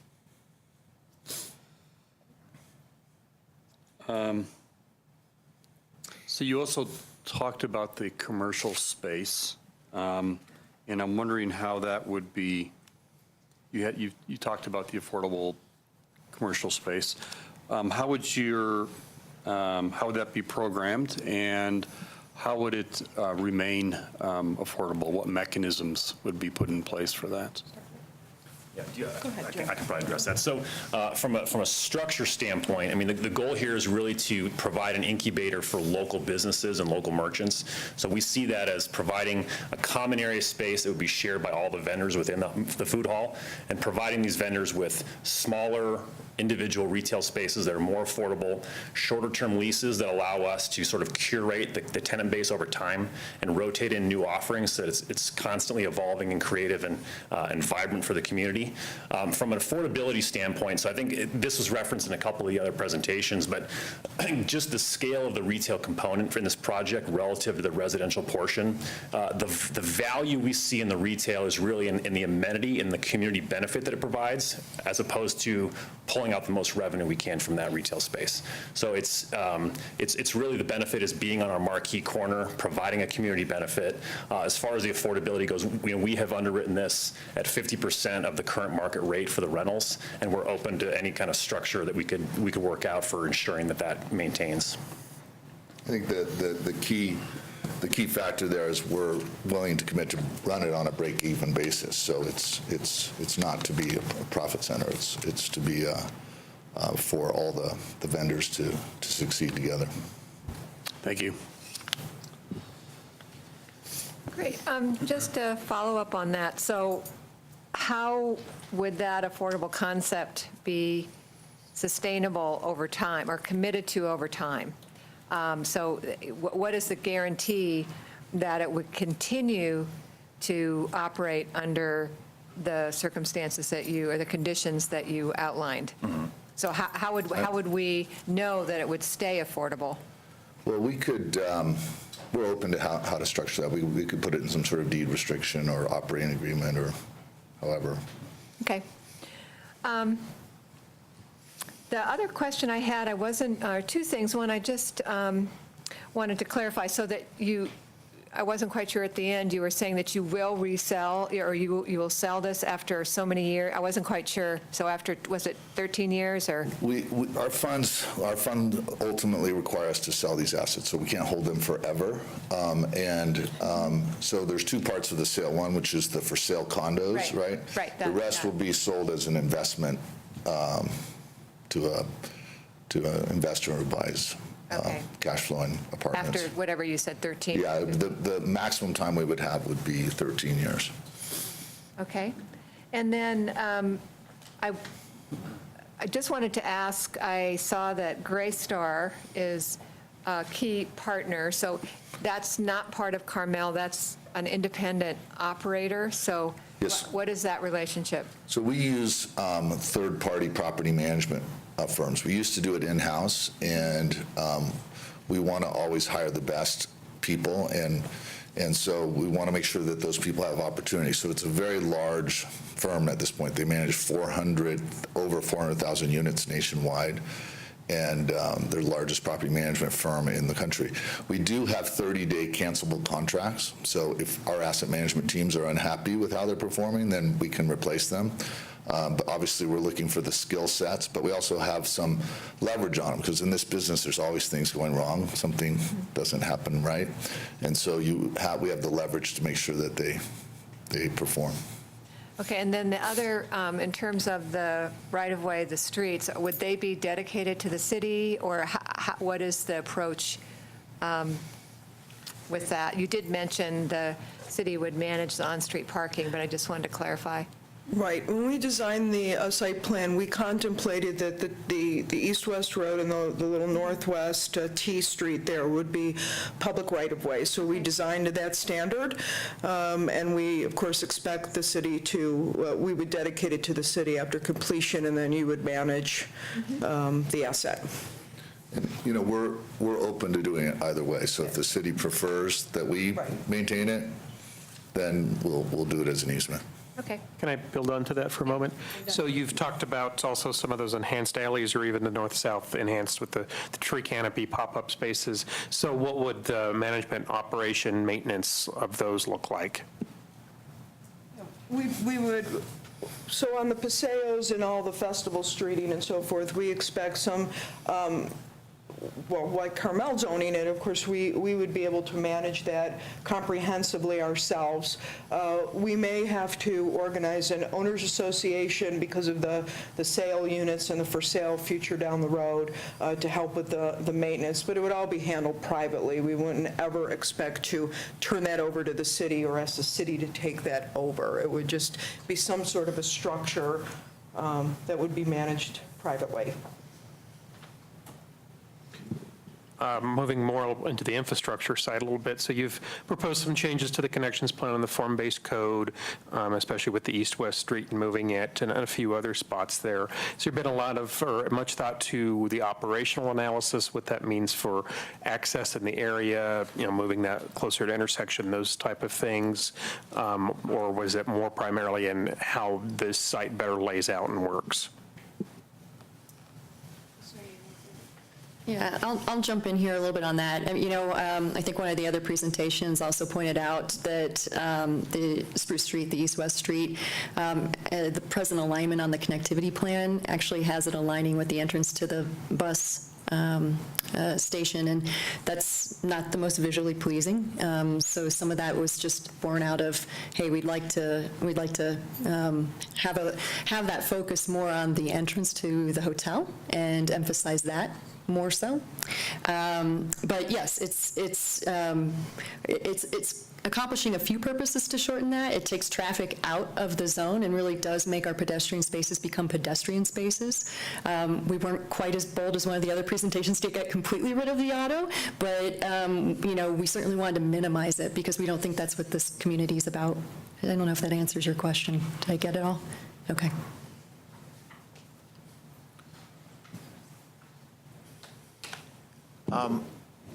Your proposal includes a little bit less sort of commercial space than some of the others, and I'm not casting any value judgment on that at all. What that raises in my mind, though, is sort of, this may be a designer question, but sort of from a design point of view, maybe even programming point of view, what strategies would you propose to employ to ensure sort of ground level interest and so forth, so that a pedestrian who may not be a resident or user of the space has some degree of, you know, vibrancy and interest as he or she moves through the site? Yeah, that's very important to us as well. And we went through that animation really quickly, obviously, but one of the things hopefully you picked up on in Building 1 is we're locating that building's amenity along Spruce Street, and that will be a very lively and active zone. We see the Choir de Paseos being places where we'll have stoops and entrances and, you know, vegetation and planting as part of that as well. And there'll be high-quality materials. We'll look to articulate those well and do all the regular designer tricks to make sure that pedestrian realm really is something special. We're not going to shortchange that in any area on that site plan.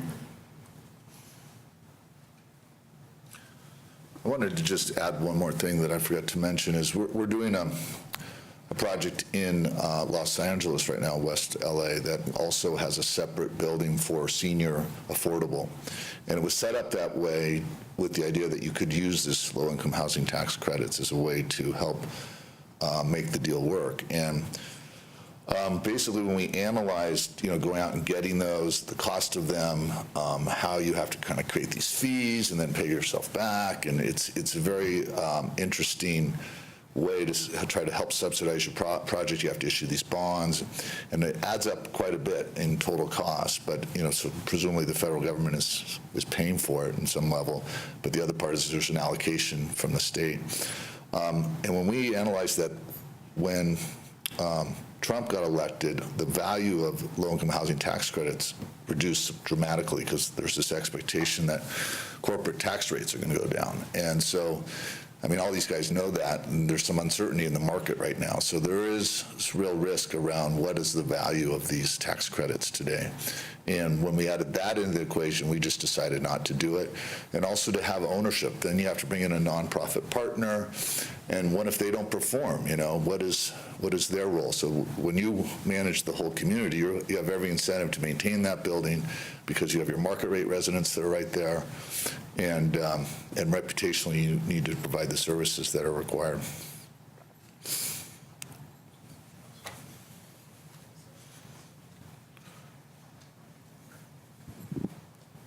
Okay, I've got a couple more, and then there's a couple questions from the audience as well. So what's your current portfolio of affordable housing projects that you currently own or develop or manage? So I think we have about, out of our 12,000 units, I think 500 are designated as affordable for either a regulatory period of time or permanently. And where are they located? We have New York City, San Francisco, Los Angeles, I mentioned. I'm not sure if we have any in Denver right now. None in Denver right now. But historically, my father had a lot of those. Yes, historically, we've had a lot in Denver, but right now they're mostly in California, some in New York. Okay. From a design standpoint, so you located your market townhomes in the southeast corner. Tell me why you located them there. Well, honestly, a lot of it was just to deal with mass. We're looking at the view plane and how to creatively solve for that.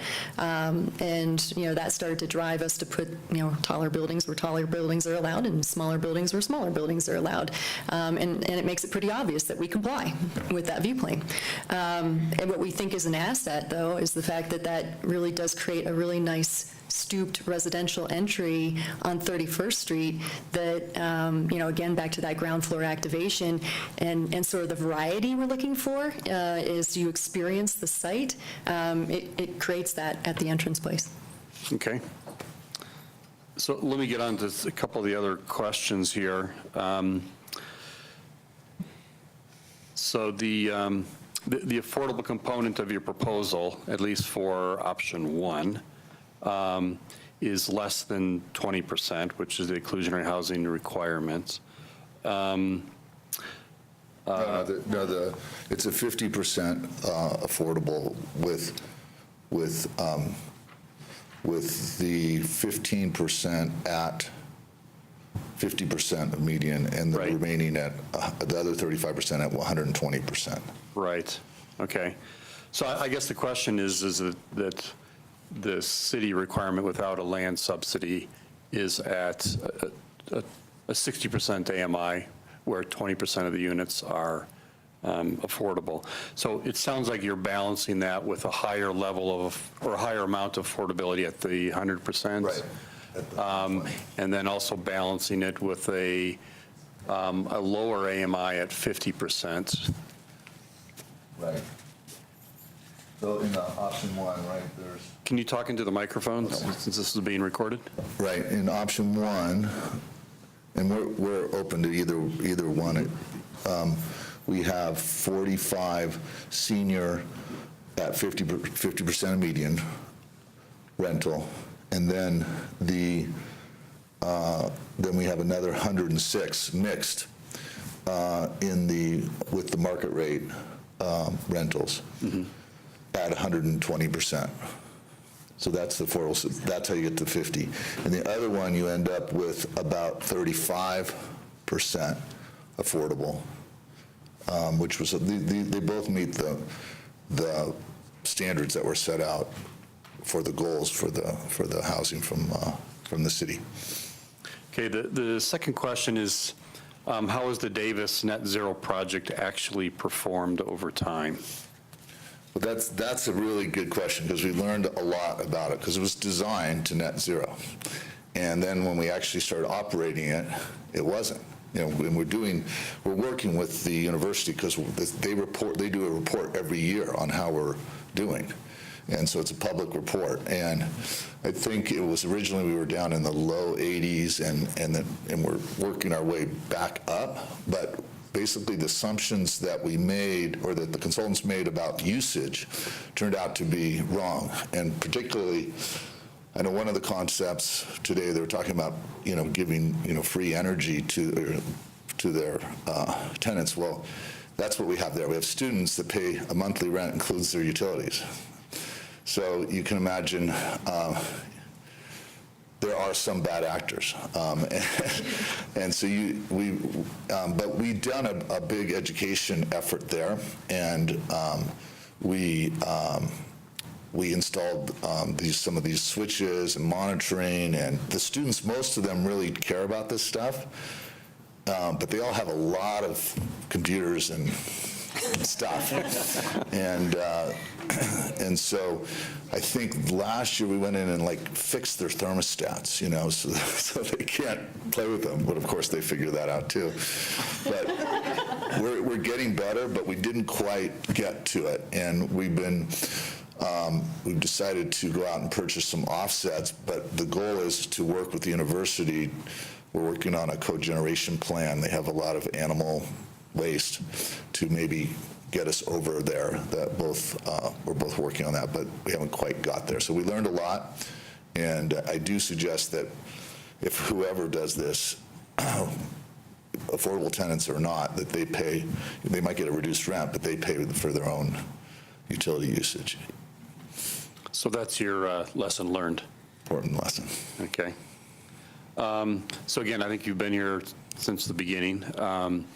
The final question is, what's the developer profits?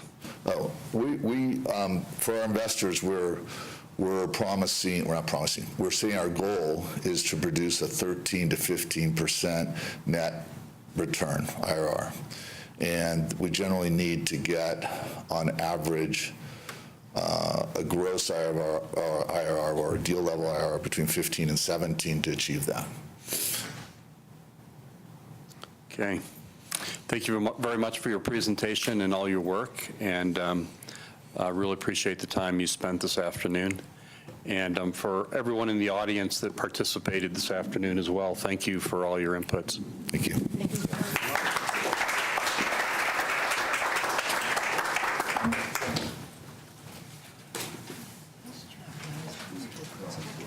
Good.